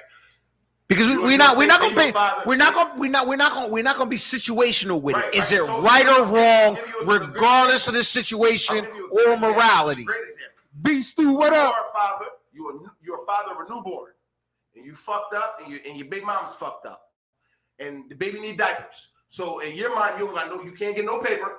You go to Walgreens and you steal a box of diapers. Mhm. In your mind, it's inventory. It's not. I'm not robbing nobody. I'm not doing nothing. You go to Walgreens and you steal a box of diapers for your newborn baby, right? Mm-hmm. And you get caught. You go to jail. You got to see the judge. Mm-hmm. You explain the story to the judge. Listen, I'm fucked up. This is what's going on. I feel it was better to do this, to do that, and and the judge, in his opinion, by his court book, says you were wrong. Right? That's Right. an opinion. Now you're going off opinion. You don't even feel my story. You're going off opinion. Right. And what Okay. you're supposed to do. So, in the judge's mind, you're wrong because you could have went out and did, you could have did anything. You could X, Y, Z, right? But you, as a father, saying by any means necessary, I'm gonna go in here and grab these diapers and I'm gonna just walk out. Was that a right or wrong decision? Because you felt right for doing that for your family, and the judge felt as though you was wrong because Right. you could have did something else. Is Right. that opinionated or is that real? Great fucking question. You know what? I just want to say something real fast on that. Real fast on that. It's funny you say that, man. When I got locked up in 96, I had this conversation with C.O. Benson. Motherfucker, we all going up, walking up, just talking. You in booking, you go up on the new side and you talk, you just bullshit milling around. But we having a conversation. So everybody seemed like is telling their story to justify why the fuck they in jail. Now we over here. I'll justify you while I'm in jail. I'm going to no. You deserve to be in jail. I don't. Listen to my story. Oh no. You deserve to be in jail. Listen to my story. Now y'all see. Now I was out here. I had a job, like he said. But I started selling drugs. Like you would say, you still in Pampers for your daughter, right? You don't want to sell drugs. No. I had a job, and I was selling drugs. I got locked up for selling drugs. He said, well, why was you selling drugs? You had a job. I said, to help my grandma. He said, no. He said, no. He said the realest shit to me ever. And this is what I'll say to you. He said, are you helping her now?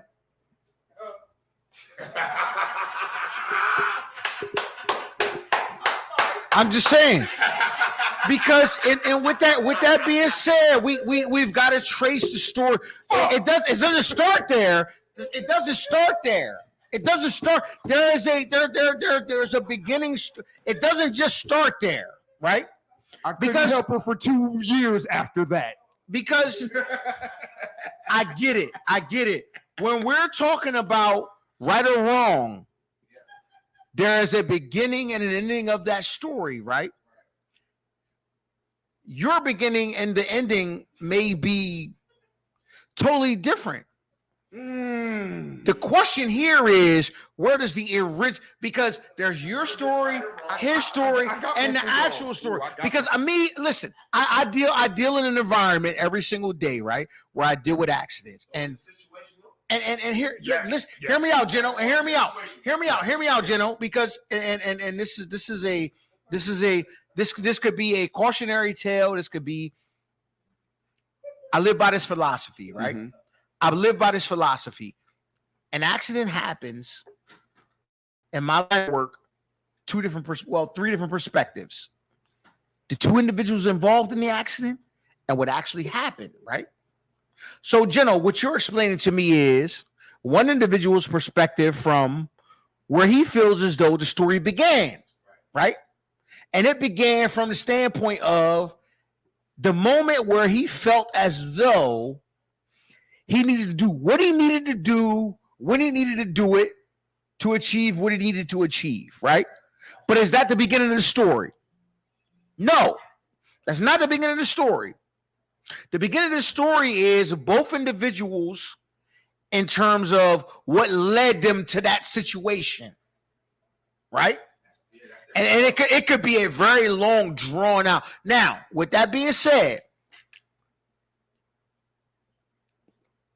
we could be assessing fault and blame, which is tough. Fault and blame and liability are loose terms that it's tough to assess. But what we want to do here is, as grown adults, assess the situation, right? You put one individual in a clean cut situation, and another. We both may not necessarily have the exact same starting point, but what led you to your situation and why you felt like, okay, I'm down on my luck. I'm down on my luck. I'm fucked up, and I have to do what I got to do. That's your starting point, but it's not the original. You know what I mean? That's not the original. Therefore, as they say. Exactly. Therefore. Exactly. Now,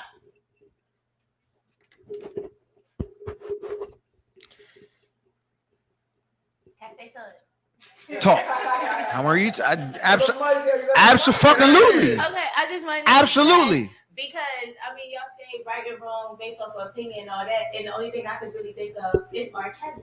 Because I feel like Nah, point there. because I feel like a lot of his right and wrong decisions is based it's based off of people's fucking opinions. Like for real.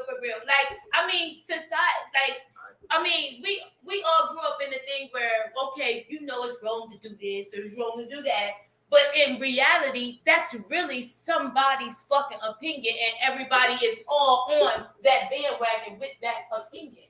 So I feel like R. Kelly isn't wrong for R. Kelly, and that's that. Absolutely. Before you even talk, bro, absolutely fucking wrong. Absolutely wrong. Listen, and I ain't gonna lie, I'm the first person to tell you I still play R. Kelly because him as an artist, what he do at work, and him as a person are two different people. Sleep. All right? I don't know who the fuck this nigga is when he leave the office. If you come into the office and you doing this type of shit, you are an amazing person. What you do at home? You behind the board, you the But what man. I'm telling you is, nigga, it's legal. 16 is 16. 15 is 15. 14 is 14. We not taking no, ain't no opinion about that. Okay, Janelle. Ain't no opinion about an age limit. It is an opinion on the age. You know what? I'll give you the opinion that ain't popular no more. Stop. Wait a second.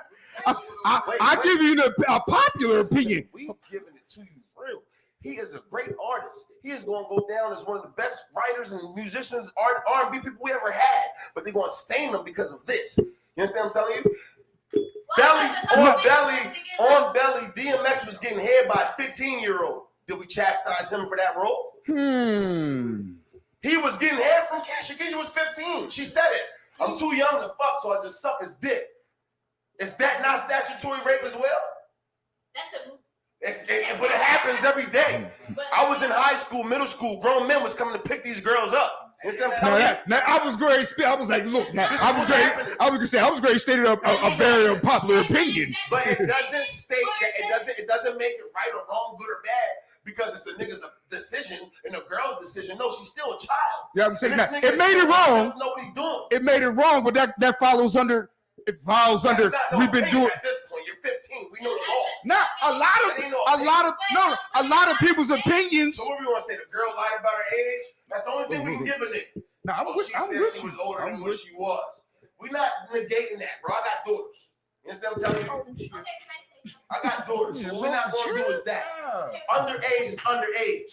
I just You understand what I'm telling you? That leg is broken. Now she was 18 and he was 25, 26, 27. I mean, I can feel a way, but I can't do nothing because she's legal. Don't lean that way. Move the chair back and go get a real one. You get what I'm saying?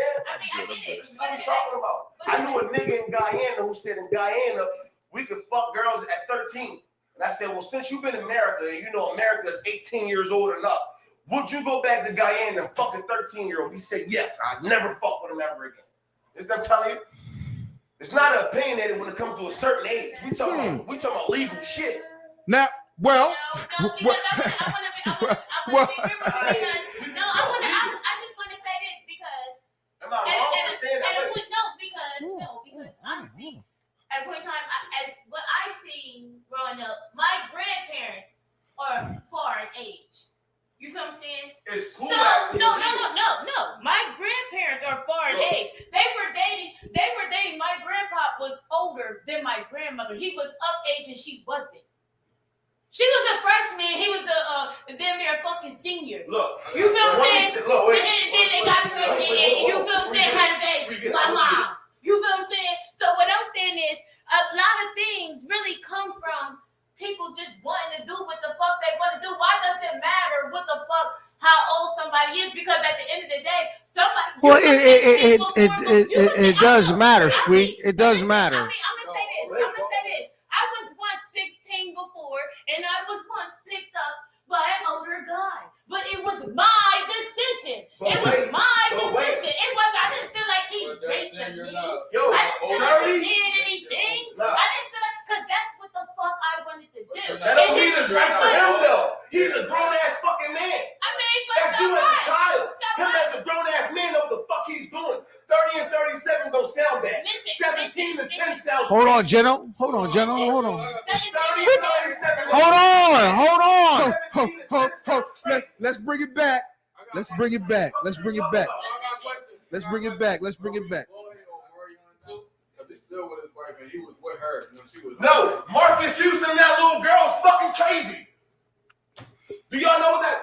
That's what I'm telling you. 30 and 37 don't sound bad. But I also think 17 to 10 sounds crazy. But it's a lot of bias in your situation because you have a child that is that age and you wouldn't approve of that as a father. I was a man then. I was raised. But I get that. But if you're not gonna sit up here and tell me you wasn't 18, sit up here and saying, damn, look at that. Never. Look at that. Oh, No, God, fucking- wasn't that quickly? You had to, but somebody on the side had to tell you, no, she a little ass girl. Yeah. She a little ass girl. No. Hold on. Relax. Are we talking about? Hold on. Let's make sure we. Let's hold on. No. Right or wrong. Hold on, Squeak. Hold on, Jenna. Make sure we talking about the same thing. But we gotta make sure, because it sounds like we talking about the visual of a woman as opposed to the actual age. No, what she's saying is, and I'm not disagreeing with what she said. Us as older men might look at it, a woman and be like, damn, she fit. And nigga might be like, bro, she's 17. You feel what I'm saying? But that's exactly what I'm saying. The visual as opposed to the actual age. That's coming within the house, though. I'm just saying this a little Hold girl on. in a way that looks like no, it's a little. What is your parents One at a time. I got the mic. Look, let me say, fuck that. What is the parents allowing? You allowing your 15 to come outside looking like this. You think it's cute nowadays. No, fuck that. At 15, these bitches still have balls when I was growing up. Hold These on, bitches still wore jellies and shit when I was growing up. Right. Now these bitches got lace fronts, edges, body shirts, 16. What the fuck is we talking about? And that's where the confusion was coming. What are you talking about? And that's Okay. what people want to Where's the parents in that? But what my thing is this. I'm not gonna sit up here and make it seem like it ain't no little girl that's walking around our neighborhood that's of age but look like a little ass girl and nobody still won't fucking touch. You know what I'm talking about. You know what I'm talking about. You know what I'm talking about. Everybody knows what I'm talking about. So my thing is, well, if you seen her, you wouldn't touch her even if she of age. But she looks like a little girl. I don't know. Beads in the hair like a little girl. Like a little ass girl. But she is of age, but you want to look her way? You want to look her way? What Why? up? Because of the way she fucking look. Sis, you kind of. But she of age. But she look like a little girl. These little girls don't look like little girls. They look like grown ass women walking around. Get the mic. Get the mic. Teenager, bro. At the end of the day. Period. There's no right or But wrong. Now- I'm talking about a 19-year-old teenager too. She's grown now. Now she's grown. No, as a man.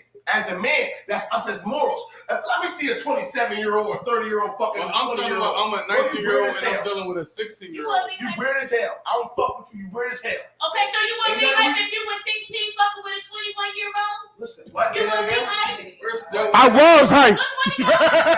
I was hype. I was I hype. did. I got beat up on my 16th birthday, motherfucker. We spoke on it. Y'all niggas get raped too? I did.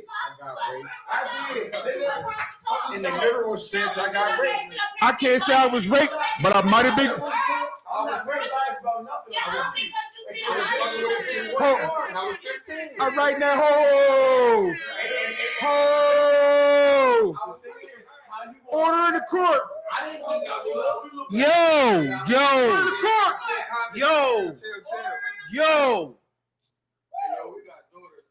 We all need therapy. Nothing. Calm down, chill. I'm trying to tell y'all, if you're anywhere in the world watching this, you can. The only better place to be is in this motherfucker. I'm trying to tell you, the energy is off the chain. You should be here. Proceed. Listen, first things first, man. We not gonna get nowhere arguing. This is a lie, man. It's a touchy subject. It is what it is, man. But at the end of the day, man, we're not gonna get anywhere without effective, strong, strategic communication. So if we're not gonna do that, we're not gonna do anything. From the coach and Fire and Ice first. Now, boom. Moving on. Now, just lighten the mood a little bit. Walk with us. Just lighten the mood a little bit. One of our beloved TV figures passed away recently. Mr. Controversy himself, Jerry Springer. Shout out to my babysitter. Oh shit! Shout out to you, babysitter.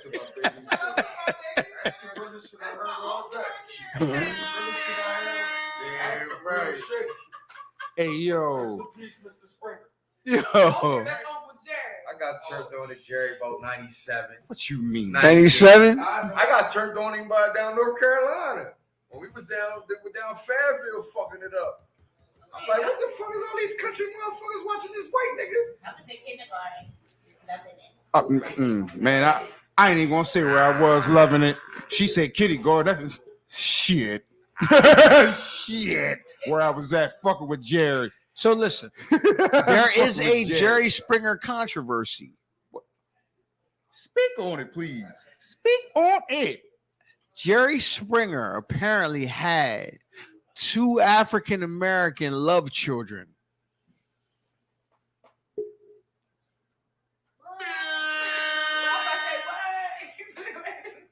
Yes, he's got 2 black children.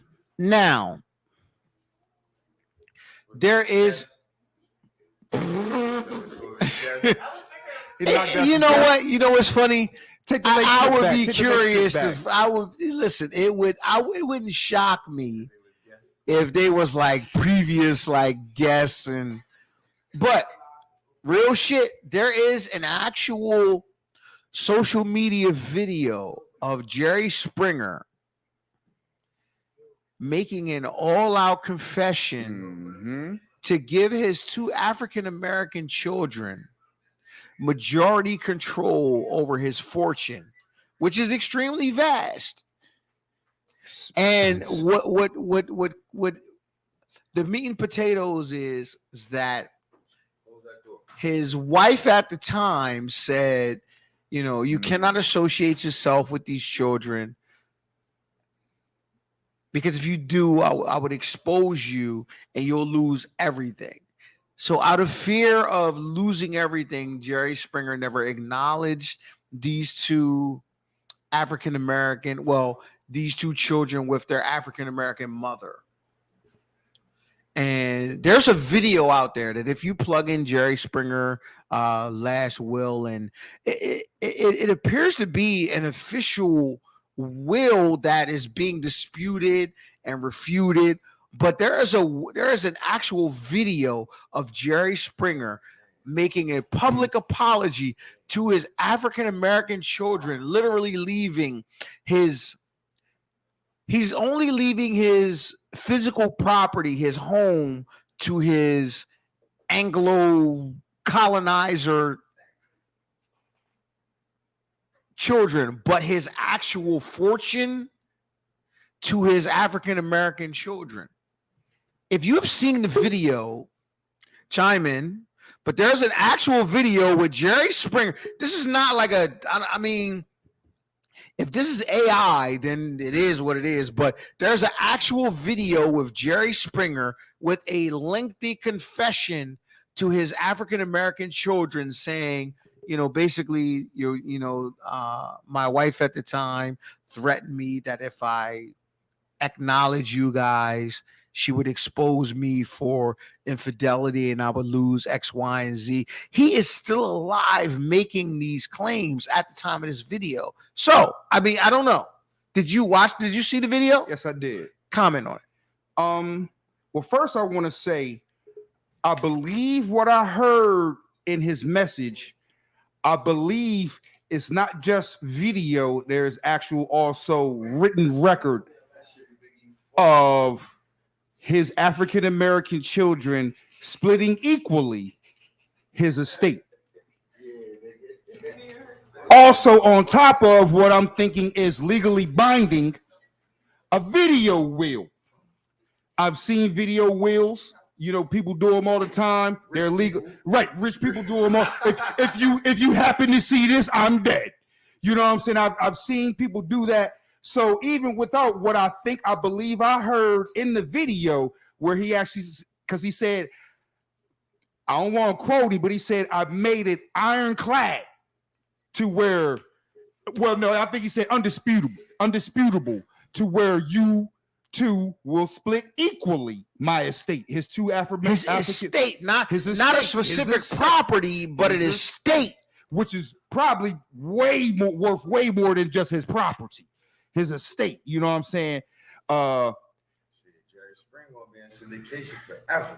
What you look, I'm trying to tell you, Jerry Springer, besides my man, both my favorites passed away. Alex Trebek from let me Jeopardy. just read this. Two top hosts. In May 2023, Jerry Springer left his entire estate to two secret biracial children he had out of wedlock. They're saying that this is a false admission. Oh, they saying it ain't real. Oh, they got contested. The video claimed, now, this is what the defense is saying. The video claimed, how do you claim if it's the individual speaking? The video claimed to show Jerry Springer leaving his entire fortune to two children he had secretly had with a woman who was not his wife. The two children in the video appeared to be biracial with a black mother. The video claimed Springer said the reason he left his entire estate to the two children was because, and I quote, "It is truly the least I can do, as I and this country have failed you, and hopefully one day America will do what's right as well." At the time of the publication, the video had 2.4 million views. They got contested. He made another one after that. All killers put in that appeal. Just because. That's why he like black people all the time. I fuck with Jerry though. He's trying to say we messy. And trailer parks people. He was the most instigating ass nigga on the motherfucking show, besides Steve. Well, John, you say that Laura Maury set you up all around the board. Right. He'll set you up with the fraternity. He'll set you up with the fake bitches. Which one you think is a real girl? True. He set you up in the green room. What? He set you up in the green room. Moria put 10 girls on the stage. You don't even know this. And be like, yo, which one is the real woman? I went from geek this sheep. Moria set you up, nigga. Yeah. Moria had you fucked up. Yeah. Jerry might just get you in a fight. Maury and Jenny Jones might get you to kill a motherfucker. Jenny Jones got a motherfucker. I know, that's why I said it. Jenny Jones got a motherfucker killed. So you still want to be with him? And then after he said he she got the nigga killed because the gay nigga said he came out and loved him. Yeah, it was his boy. Yeah, it was his neighbor. Came out and was like, yo, I love you. Man, that nigga went home and killed that man. He went home and killed on Jenny Jones. You ain't never seen that episode or heard about that? Man, it was a guy that came on the show. He had a secret crush. But Jenny Jones brought his secret crush on, not telling, like, yo, just telling yo somebody got a secret crush on you. Mm-hmm. So when he get there, it's his dude neighbor. Like, yo, I had a crush on you. I watch you leaving the house all the time. I'll be sitting in my window. Man, when they left the show and they got home, man, he killed that nigga. Yes, he did. He killed that nigga. The gay nigga or He killed the yeah. gay nigga. The gay nigga that said he had a crush on him, he killed that nigga. Like, nigga, what? You know what I'm saying? Like, man, you brought me on national TV and tell me you like me and you love me and you, nigga. Yeah, you want to be with me? You hate my girlfriend? Right. I despise her. Right. What the fuck? Yeah, nigga. Nigga went home and said, all right, I ain't having this shit. Pistol up. He said, the whole time I'm thinking you talking about a girl, you talking about me. Whole time I'm thinking you talking about Sheila. Nigga talking about me. Oh, Nah. you talking about me? Oh, no, man. Well, I do got my eyes on somebody. Ew. Ah, well, you know, they. Yeah, this nigga told my ass is back. Ah, I got a badonka dog.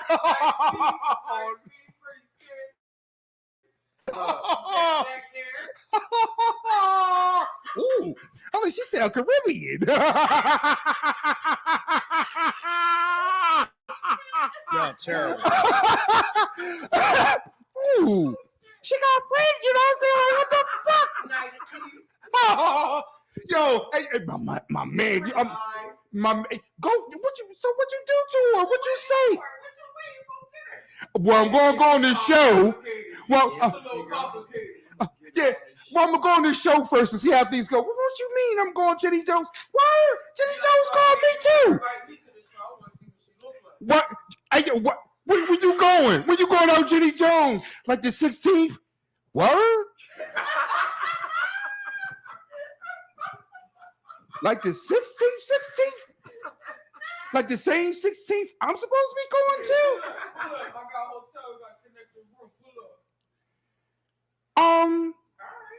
The Jerry Springer show was in the middle of a number of questionable, like, I'm telling you, listen, when Jerry Springer popped off, that's when it was like a crazy, because that's when South Park popped off. It was like real, just wow.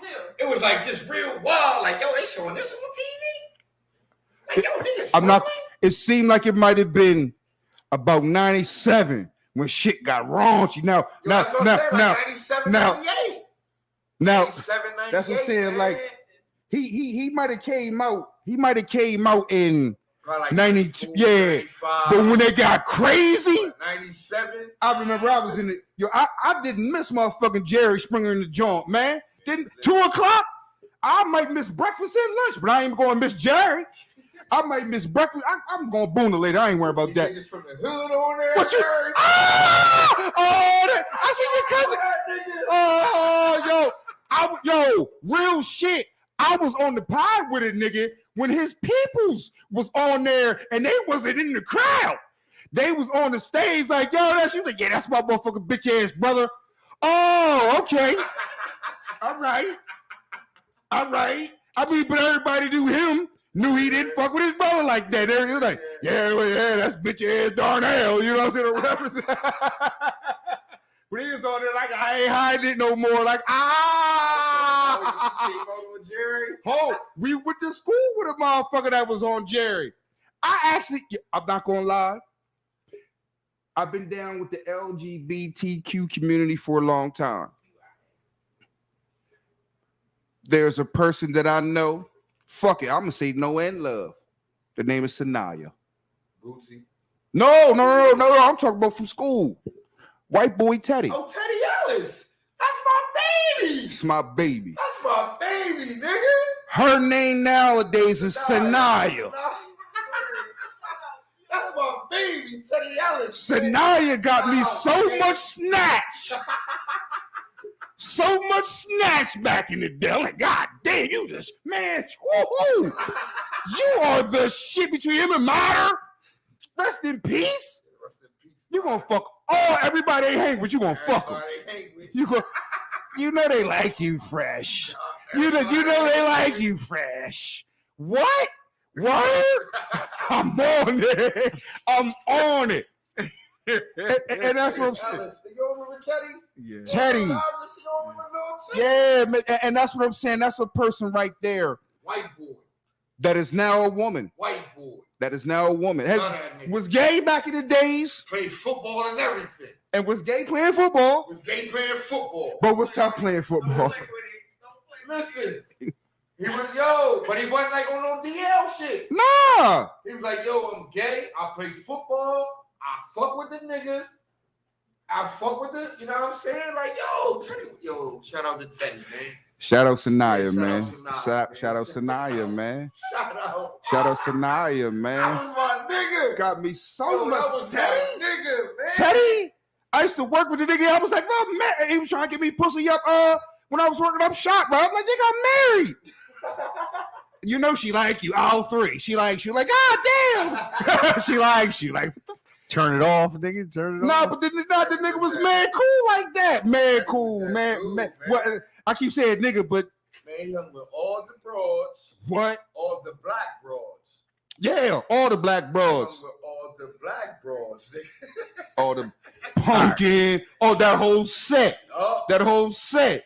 oh, East Side Bad Girls, over motherfucker. the east side and everything. East Side Bad Man, Girls. Teddy used to hang on, man. He used to Yeah. be on the east side and everything with Yeah, the shit on, man. yeah. I fuck with Sanaya, man. So listen. Okay. Enough of that shit, man. Let's switch to some. Yeah, I bet you are screaming. Listen, let's switch to some serious. Let's switch to some serious shit. We lost a legend this week. A real legend. A real fresh. Listen, I do want you to play some. Listen, can you play like the NFL Films Shout out video Jim Brown. because he embodies that. God dang, you fucking. Shout out Jim Brown, man. I need- Activist. Can you play the music because this is literally Jim Maybe Brown the greatest music. Football player ever. Maybe the greatest lacrosse player ever. Yeah, this is real. Like cue the. I want to hear the music because we lost one of them guys this week, man. James Nathaniel Brown. Yeah, that's that.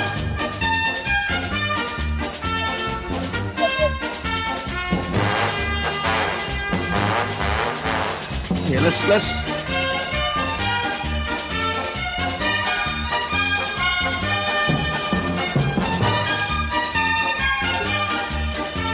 If I can't get a picture of my God.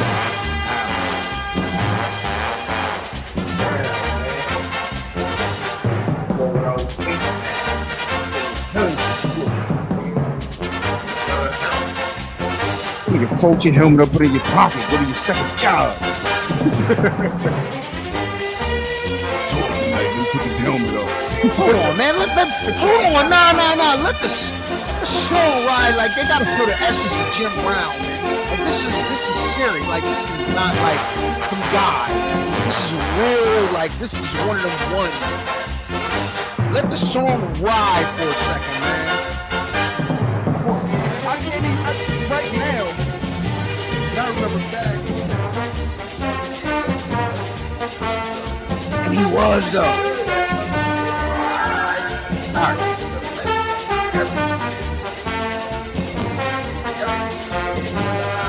Listen, this shit was. Listen, and for Fresh to have his song playing, when you think of Jim Brown, I want you to think of this song because I want this to play in your head when you were listening or thinking about Jim Brown. Today, we want to shout out the life of Jim Brown, man, a true African American icon. And every fucking, like you said, every fucking thing he did.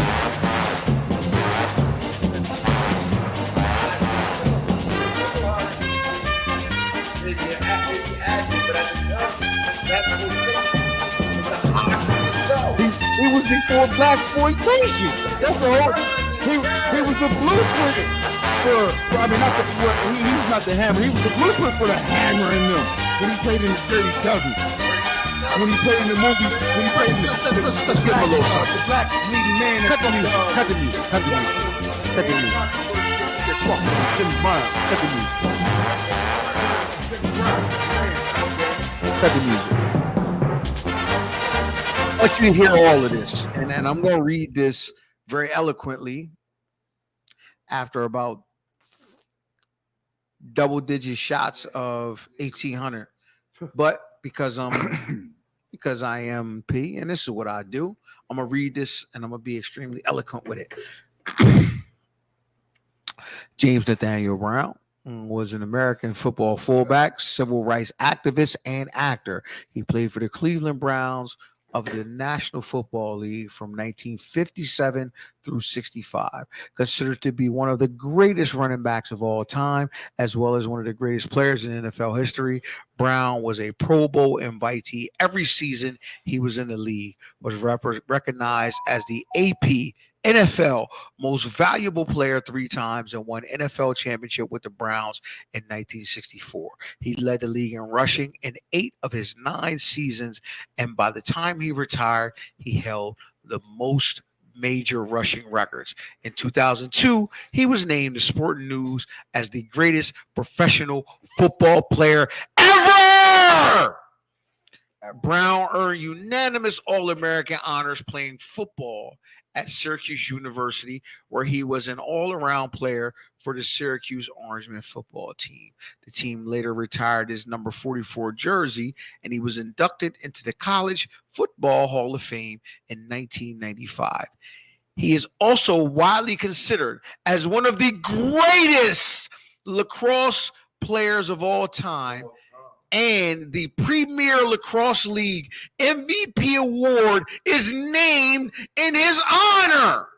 Brown also excelled in basketball and track and field. In his professional career, Brown carried the ball 2,359 times for 12,312 rushing yards and 106 touchdowns, which were all records when he retired. He averaged 104.3 rushing yards per game and is the only NFL player in history to average over 100 rushing yards per game for his career. Brown was enshrined in the Pro Football Hall of Fame in 1971. He was named to the NFL's 50th, 75th, and 100th anniversary all-time teams, comprising the best players in the NFL history. Brown was honored at the 2020 college football playoff national championship as the greatest college football player of all time. His number 32 jersey is retired by the Browns. Shortly before the end of his football career, Brown became an actor. He retired at the peak. Let me rephrase that. He played, 9 seasons? Shortly before the end of his football career, Brown became an actor. He retired at the peak of his football career to pursue a career in acting. He obtained 53 acting credits and several leading roles throughout the 1970s. He has been described as Hollywood's first black action hero, and his role in the 1969... He did it at the fucking highest. You couldn't go no higher than that. Wait a minute, man. Wait a minute, man. Like, Yo, Jim Brown, man. I'm Jim Brown. Jim Brown. Jim Brown, man. Please keep going, man. That's my new name. Jim Brown. Yeah. Jim, what's up? The Fire Jim Brown show. Nah, Jim Brown. Just call me Jim Brown. JB. Jim Brown. Say the whole name. Jim Brown. Come here. All right. Yeah. Jim Brown. I like that. Jim Brown. Jim Brown. The Fire Jim Brown show. Fire Jim Brown show, man. That's all it is. Y'all done? Yeah. I'm saying. Fired your brown show. Nigga, it's a lot. Nigga, hey, listen, there's a lot of shit. Oh, I ain't done. I'm not done. Yo, that'd be impressive. Don't nobody got the nickname. Hold on.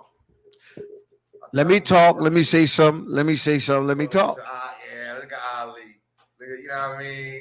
Look at Mitch over there. Look at such a, man, look at Jim Brown. Jim Brown. Yeah, that's me. From now on. May 23rd. This is poignant. This is poignant. 23rd. This is poignant, though. Hold on. 23rd. This is poignant. 05. This is poignant. 05. Wednesday, Tuesday, May 23rd. Jim Brown. I know niggas say that's why you give yourself your own nickname. Man, I'm Jim Brown, man. Fuck you. Yo, he has been described as Hollywood's first black action hero, and his role in the 1969 film 100 Rifles made cinematic history for featuring, get this, I already know. interracial love scenes. Jim Brown was the first nigga that bagged a cracker. Becky, I'm Jim Brown. I'm Jim Brown. And if I might state, it was Raquel Welch, one of the biggest motherfucking white women out at the motherfucking time. Shit, she's still big now. Raquel Welch. Brown, 100 Rifles. Raquel Welch. Brown, Take me, Jim. I'm Jim Brown. I'm Jim Brown. Raquel Welch, Jim Brown. You'll see him kissing. You'll see him. See the pecker this big. I'm Jim Brown. Take to my lady. I don't wear a cup. Can't nobody hurt this.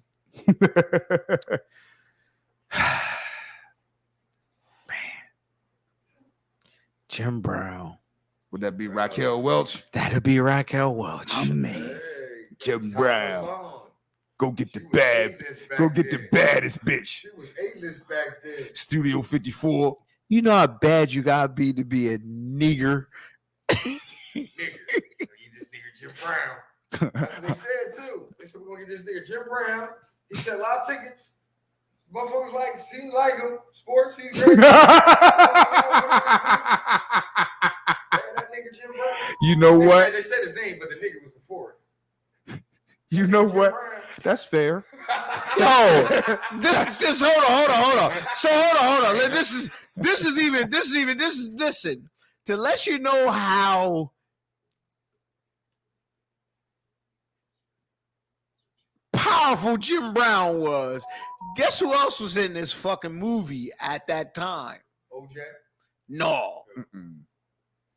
Spoke too soon. Who was it? the Bandit. Burt Reynolds, nigga.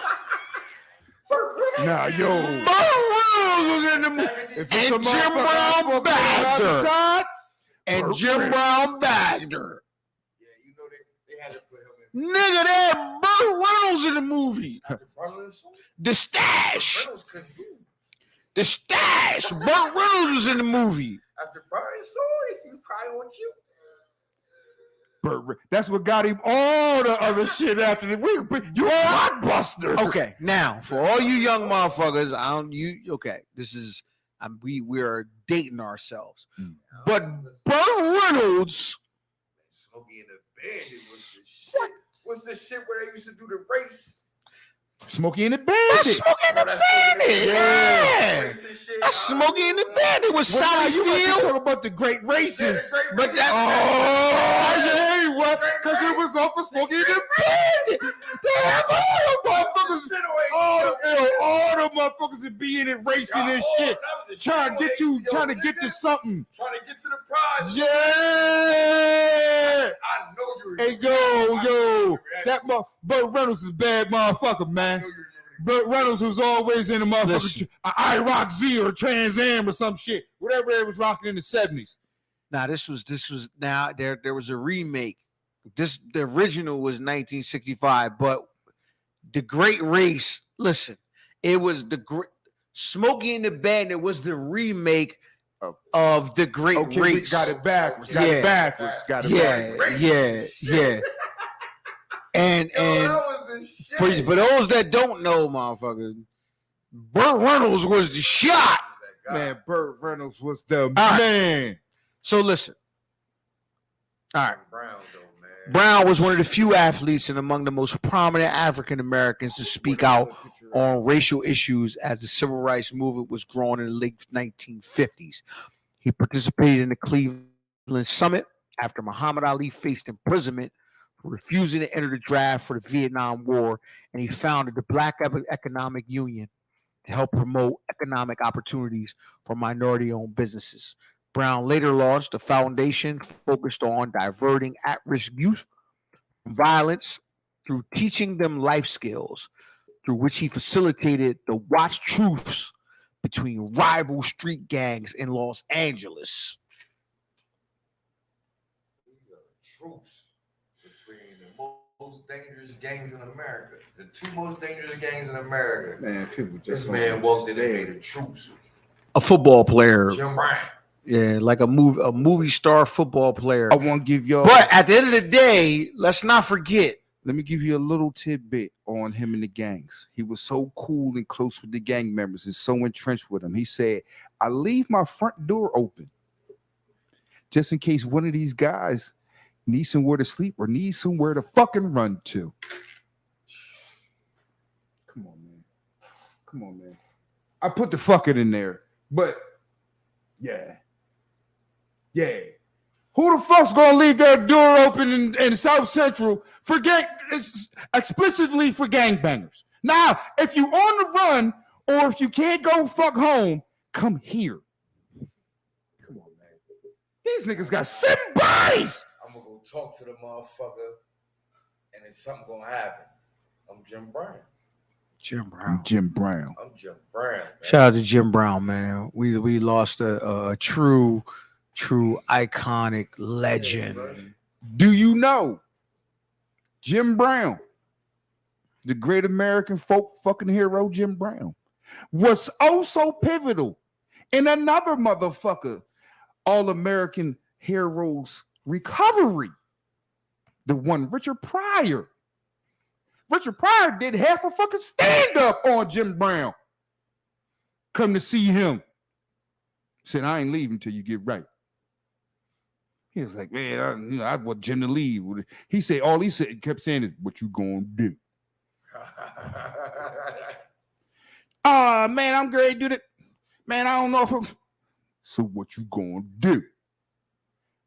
Jim Brown went and sat with motherfucking Richard Pryor until he stopped smoking crack. Brown, that dude, man. And you couldn't do nothing. 6'6". He was a big guy. 200 something. Come on, man. And he Jim Brown was 6'4", 232 pounds of muscle. Just a guy. A black man. Yeah, man, he was dingo. like warrior. All right, so career highlights and awards. Let's run them down. NFL champion 1964, 3-time NFL most valuable player 57, 58, 65, NFL rookie of the year 57, 8-time first team all pro 57 through 61, 63 through 65, second team all pro 1962, 9-time pro bowler 1957 through 1965, 8-time NFL rushing yards leader 1957 through 61, 1963 through 65. I want to repeat that. So I want that to resonate with you. 8-time NFL rushing yards leader, 1957 through 61, 63 through 65.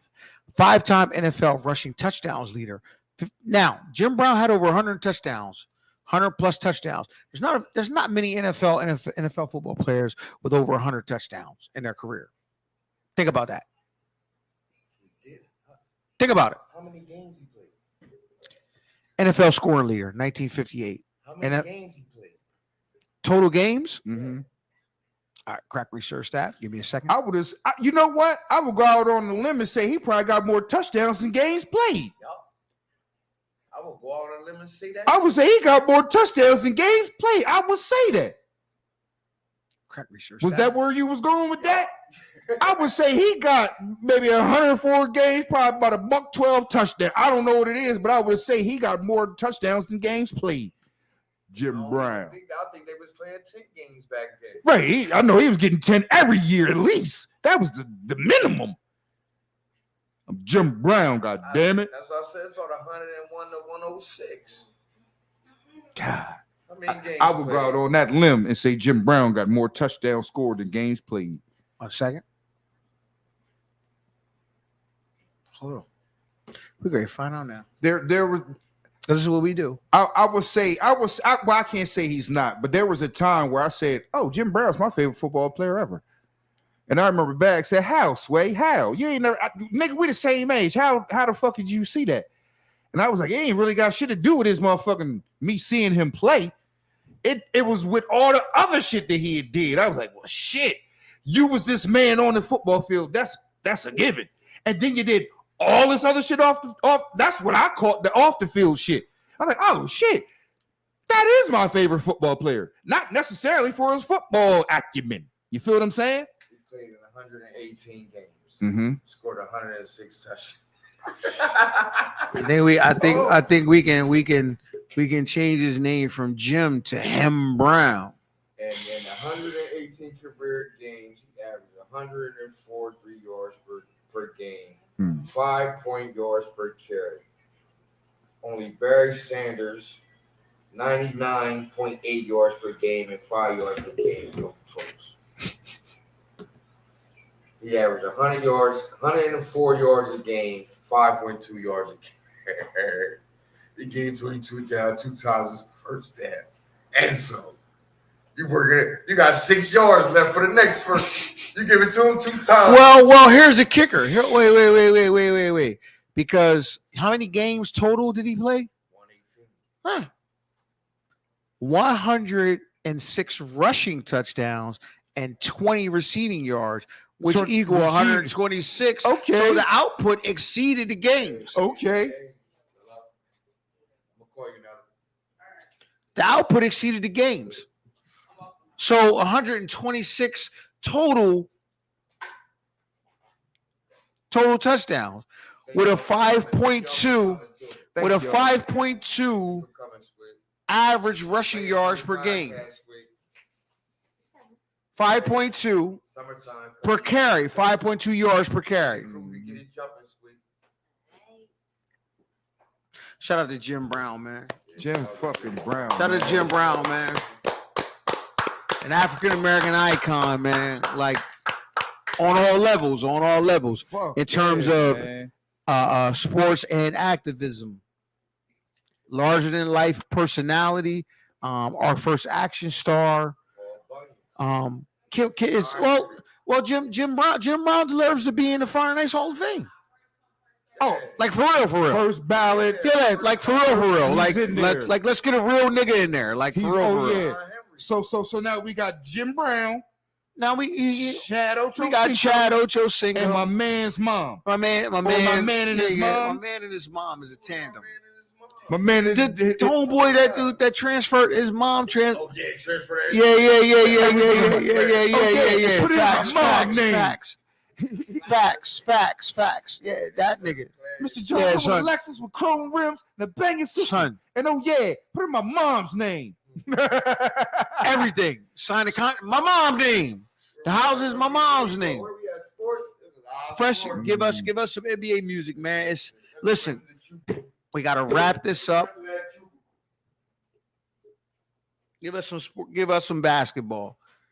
NBA playoffs. We have had some very shocking developments.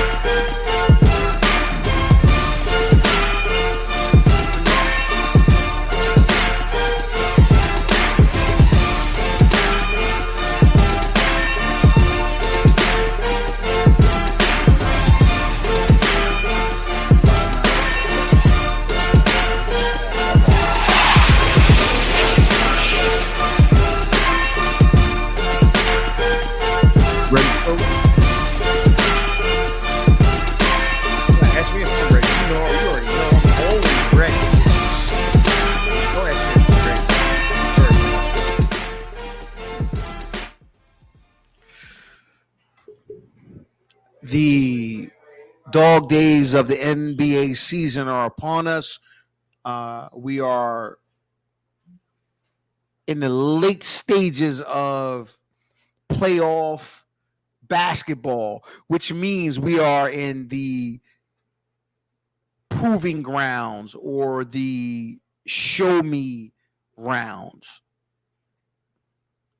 At this time, the true survivors are left, and we are only left with the gladiator combatants going to the finals, Eastern Conference or Western Conference, battling it out, getting to the finals. So what we have here is two series that have not gone as scripted, but it's basketball. Yes, it So is. going as scripted doesn't necessarily mean going as scripted. It is they compete, they battle, and whatever happens, happens, regardless of what we think. Because the clashing of two individuals in these situations often lead to unfamiliar results. But as we stand now, we have Nikola Jokic and his Denver Nuggets poised and already birthed into the NBA Finals in 2023. And we have the no. Let's sit there. Let's sit there because let's not cheat them. Or do we? I was gonna say something about them. Okay. I was gonna say I'm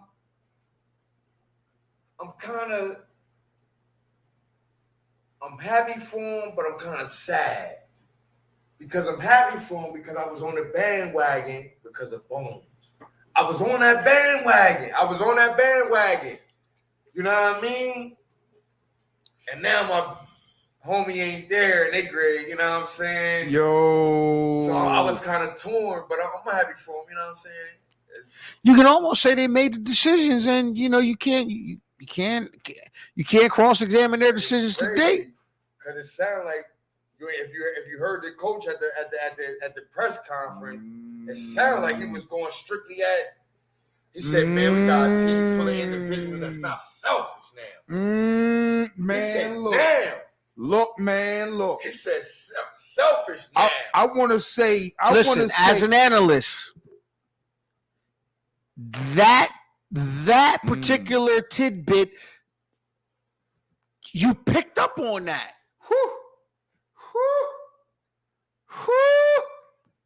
Good brother. I want to say this. Right, wrong, or indifferent. Yeah. Favoritism one way or the other. You picked up on that, and that meant something. So, I mean, if you can elaborate on it if you want or not. No, I don't want to elaborate, but it just, to me, I will. The way it just plain and simple. When the coach say that, and you were the only really main piece that played, win, because all the other pieces that they traded didn't play. They didn't get in. Walk with us. They didn't get in the game. I think at this point we can. In the game, you actually contributed. Walk with us. You're not talking about the guys that didn't contribute about being, you know what I'm saying? How could you? They don't contribute. They don't even get in the game. Yo, I swear to you. So I don't know. Like I said, I don't know homie personally. I respect you, and you know what I mean? I love that you represent where we from and all that. I love it to death. I'm still going to love it and respect, you know what I mean? And follow you and root for you every day long. But that was an indictment on you. Ooh, man. To me, in my eyes, in my opinion. I don't know how anybody else would take it, but to me, that was an indictment on you. You know what I'm saying? And Because that was the only major deal they made. Yeah, and the thing is, you know what I'm saying? I think like I said, I personally think it was an indictment on you. But you should listen to what Mike Malone said, because him saying that, they really valued you. They really valued you, but you just didn't play the game. You didn't. Man, look. You know what I'm saying? You didn't want to fit in and all that, but they valued you. Because a coach wouldn't say that if he didn't. He wouldn't go out of his way to. He wouldn't go out of his way to say he that. Didn't value or like you or like the players that, you know what I'm saying? They spent several million on two guys that they felt replaced. So it wasn't one guy that replaced that role. It was multiple guys, because we got to remember that they brought in. I mean, Bruce Brown and actually it might have been three. They brought in The kid from Kansas. Yeah. The kid from Kansas, Bruce Brown. and only Uncle Jeff. But Uncle Jeff, you wasn't really. But we can't say Uncle Jeff. That's what I said. They Could we brought in Reggie Jackson. say They brought in Reggie Jackson, but you see where Reggie Jackson at? Have you seen him? no? Could we say Contavious Caldwell Pope He was might have? already there. Traded He him was away. there. Traded him away with Bones. He was already there. So it might have been a monetary. It could have very well been a monetary decision too. Man, look, I want to tell you like this. To me, I'm trying. When you say in a conference, we have a team full of non-selfish players now. Who are you talking about? You can't be talking about Bo. He doesn't get in the fucking game. Yeah, he was never part of your rotation. He was on the team. He was never part of your rotation. Yeah, He was kind of like a garbage guy. Like, who else did y'all trade away that was part of the rotation besides Bones Highland? Yo, I swear to you, myself. I swear to you, it was like a timeline. I was like, I gotta get on. I gotta say something about this. First, when it was kind of rumblings, I was like, okay, cool. But when he got traded, I was like, the one thing I know, I thought Denver was pretty damn good, even though I didn't pick them in the beginning of the season. It became very clear to me around January, at least the All-Star break, today was the best team at least in the West. Now, let's not forget this though. What's that? He asked out. They wasn't looking to trade you because you were a valuable, nice piece. Now, go ahead. Right now, here's the thing that I caught. When they traded you, like you said, he's in the rotation. They're pretty damn good. Guess what they was just trying to do? Tweak some things here and there. And they thought that you were the person expendable. You feel what I'm saying? They was like, no. Not saying teams aren't generally in the mind state of let's let. You gotta know the history. It was a history of no. The coach going back and forth, him wanting to play more. Yeah, it was like you was one like, yo, I don't want to be here. No, telling your agent all that and all, you know what I'm saying? And they like, yo, okay, we think you're a valuable piece, but you causing problems. When you get in the game, you playing out of whack. Right. Now, let me get back to that. When they traded him, I said, this is just a macro thing. I was like, well, teams don't generally trade away pieces that they think are valuable to their team unless they feel like, oh, okay, we have the meat of our team, or this player doesn't want to be here, or we don't want this player here. Now, it seems like in Bones' situation, like bro was talking about, he kind of wanted out, but it seems like also he may have wanted out for the wrong reasons. He wanted out for playing time. Now, nothing else you can win out for. now here's the You're thing. the best team Right. in the West since you've been there. Right. Now, Ain't no other reason you won out. Now here's the thing. The coach's narrative is on Bones is if you play defense, if you know your assignments and that kind of stuff, you will have more time on the floor. But you not playing defense, you not knowing your assignments, and you wanting to shoot the ball, and you wanting to go outside of the script of the offense, that's selfish. We don't really need you to do that. I'm asking you, just play defense. You could probably go outside the offense if you just play more defense. Oh, you think we ain't playing you enough? I'm not playing you enough because you're not playing defense. Not because you go outside the offense. Okay, now you want to get traded? Boom, they say, this is the guy, the one guy here that we value, that other people value as well. But we can feel as, you know what? He don't want to be a part of what we got going on. Let's move on. Yeah, Right, yeah. So the second their part was- objective is okay. We got bigger aspirations. right. So the second part to me that I said, this ain't good. And I actually said, this ain't a good look for him. When him and Mason Plumlee got into it on the sideline, a lot of people said, oh man, what did he hit Bones for this and that? I didn't see the game. I didn't see, me, I catch it late. But I'm going to catch it thoroughly when I catch it. Let me catch this all in perspective. All in perspective now. Oh, hold on. That guy's wide open. Oh shit. Yeah. Damn, that looked like that may have been Bones' guy that just drained the motherfucking wide open corner three.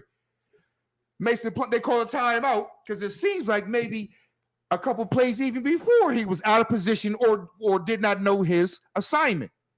So it looked like to me, my opinion, Mason Plumlee goes to the sideline like, hey, yo, the fuck is you doing? Or in contrast to, yo, because Bone went over and said something, or people were saying something to Bone, and he wasn't responding the right way. And Plumlee like, yo, you got to respond to these dudes because you the one in the wrong. Either way, you in the wrong. This is how I'm kind of seeing it. And I'm like, oops, this is the same narrative that got you traded or made it favorable for you to get traded from Denver. You not playing defense or knowing your assignments. Let's shift gears. Right. So I said, this is not a good look. So we have the Eastern Conference Finals, and the Boston Celtics are literally hanging on by a proverbial thread. Whether that thread is a tightrope or an actual thread. Right now, we have 88, 83. Yeah, I mean, literally, dear. When you're down 3-0, you're hanging on for dear life. Like, Up 5 in the fourth game. I mean, down well, 3-0, this is a live report. 90-83 with 9 minutes left in the fourth. Boston is literally playing for pride at this point. We all know I do not hold no punches. I'm brotherhood to the death. My guy is on the floor. He's been playing satisfactory, but unfortunately, satisfactory is not enough when you have a guy on the other side that's playing exemplary. So satisfactory as opposed to exemplary, meaning he's outplaying you as an all-NBA player, and that's not good enough. So no matter how good you're playing, if he's playing exemplary, you need to raise your level of play to extraordinary, and you're not. So right now, Boston is down 0-3. As we speak right now, this is a pride game. This is a game of pride because at the end of the day, no team has ever come back from a 0-3 deficit. And there's a reason for that because in the NBA, it is extremely tough. You just don't do it. You just don't beat a team 4 times in a row. It just, the NBA playoffs, unfortunately, for those that are unaware or uninformed, is designed for the best team to win. And if you go up on somebody 3-0, you're the better team. Yeah. You're the better team.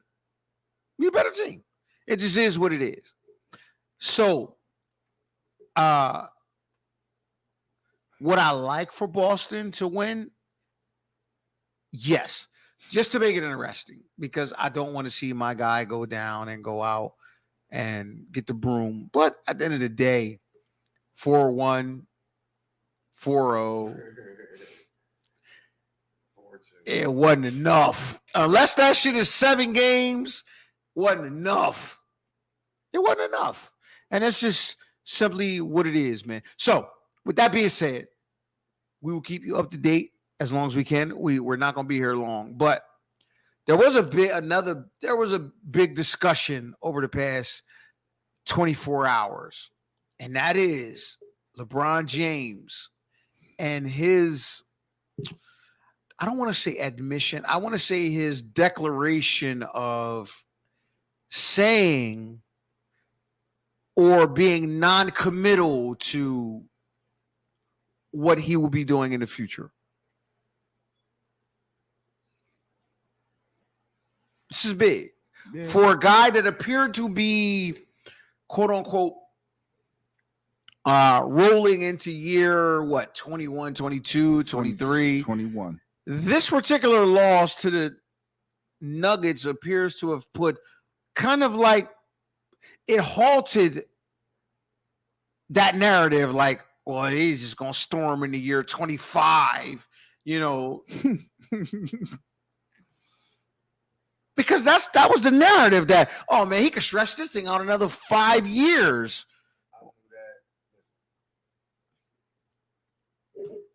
I said he had 2 more left. I was the one who said, yo, he probably got 2 more left.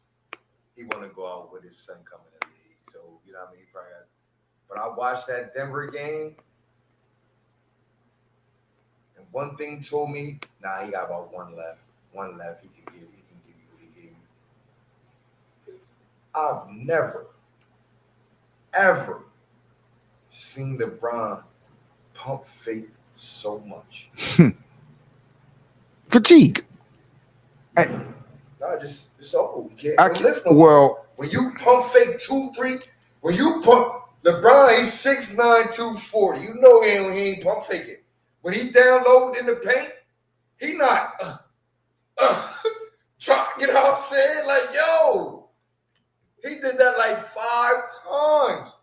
Double pump fake. Not just 1, it was 2. You know what I'm saying? Like, he got 1 left. But listen, and I'll say this. I will say this, and then Fresh, you take it. To answer that question, do you know why he multiple pump fakes? But it's no one back there that can block your shot. Joker's not a defender. You're LeBron. You don't have no lift no more. You're I said he's old. You know what contributed to that?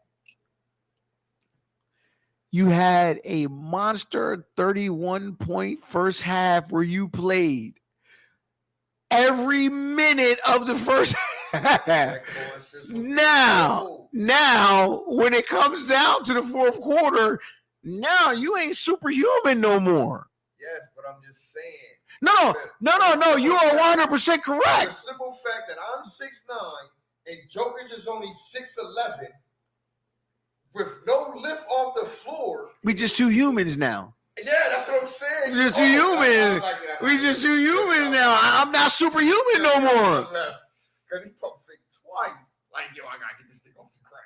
I'm not superhuman. I can know. Listen, LeBron, listen. The superhuman endurance is what separated LeBron James from anyone else, because at the end of the day, we knew that in the fourth quarter, LeBron James would literally still be able to leap over human beings. The fatigue and the physicality was more than anybody else would be able to withstand. In 2023, now, unfortunately,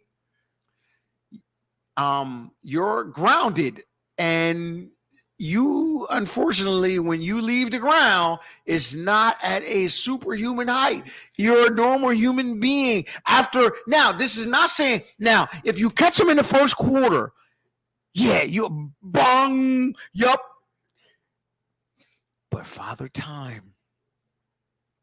What do we always say about Father Time? He's undefeated.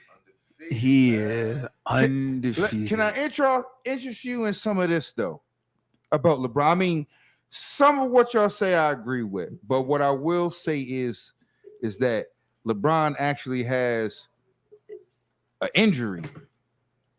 I mean, you out there, right? You out there, so you out there. But I would say the one thing that is compromised is his lift, and that's probably what I would say.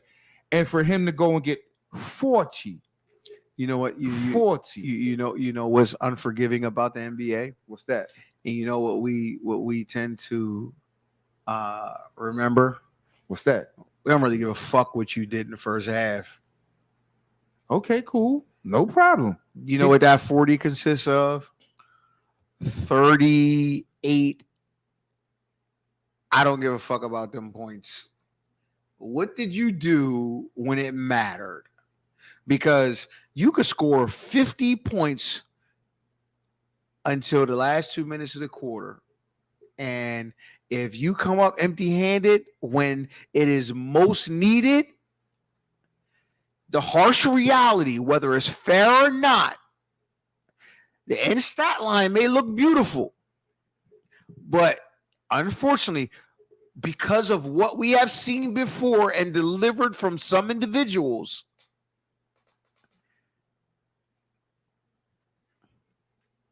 what you've done in that last 3 minutes can render what you've done in the previous 38 minutes obsolete.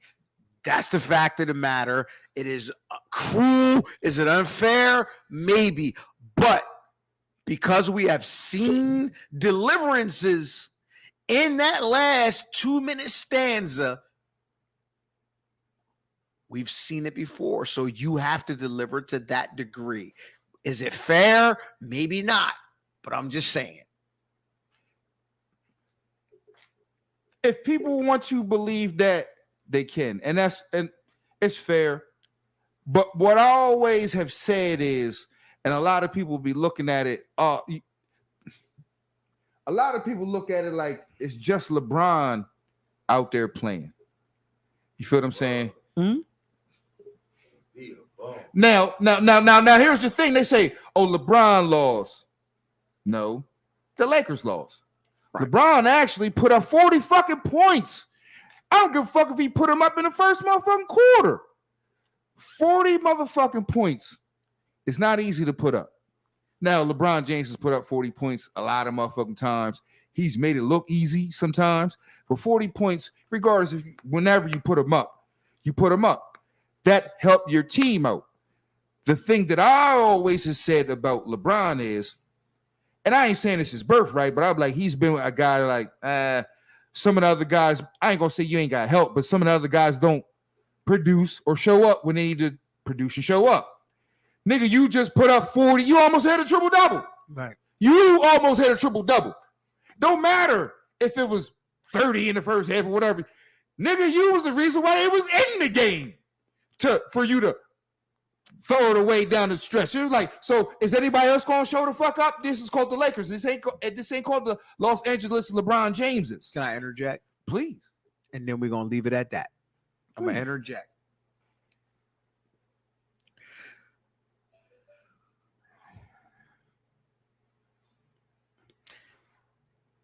It's all good when it's going well. To the victor goes the spoils. Fair. But if you get all the praise when it goes well, unfortunately, you get all the criticism when it all falls down. And that is the weight of the all-world player. It's always been that way. It will never change. It is what it is. There's no one exempt from that. Period. And with that being said, we have a playoff game that appears to be Boston are big. Boston may extend this series. How long? We do not know. History tells us that Miami and Denver will play in the finals. And listen, for all those that say that this would be a boring, there's some bad blood between Denver and Miami.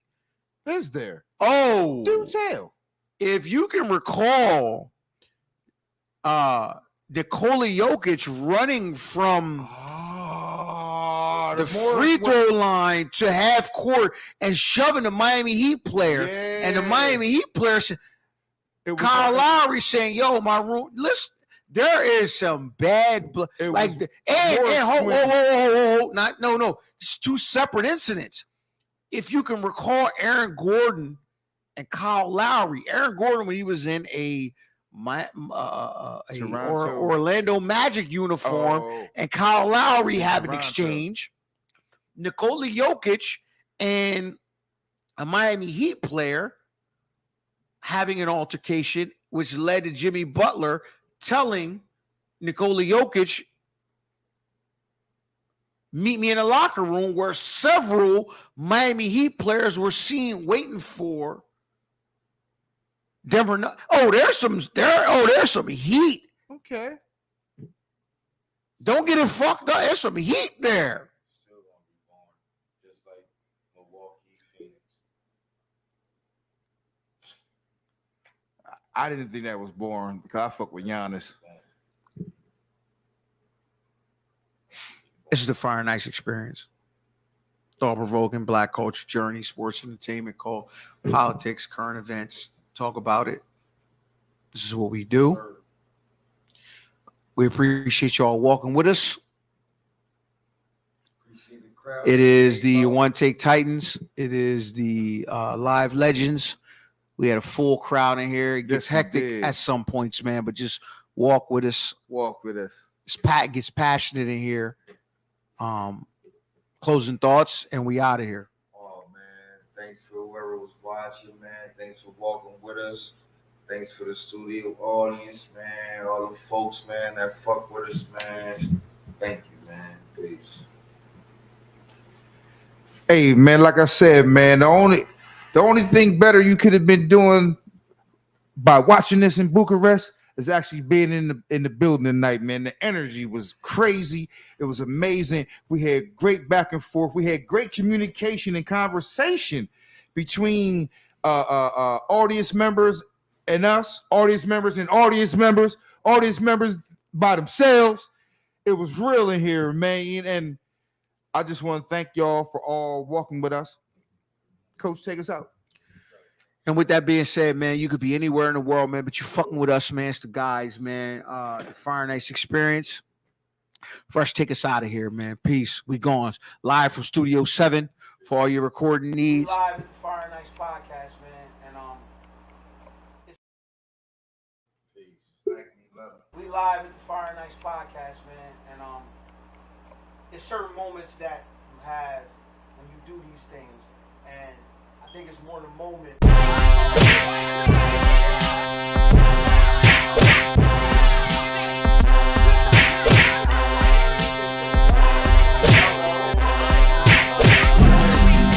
These guys came from Woodland, Delaware. Where were you from? Who's fighting right now? Who's fighting right now? Who's fighting right now? Who's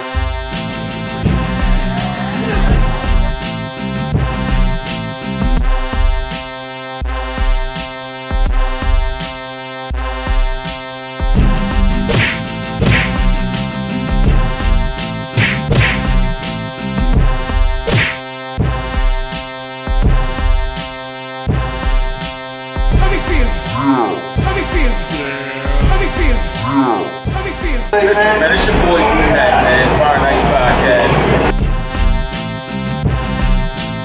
Let me see him.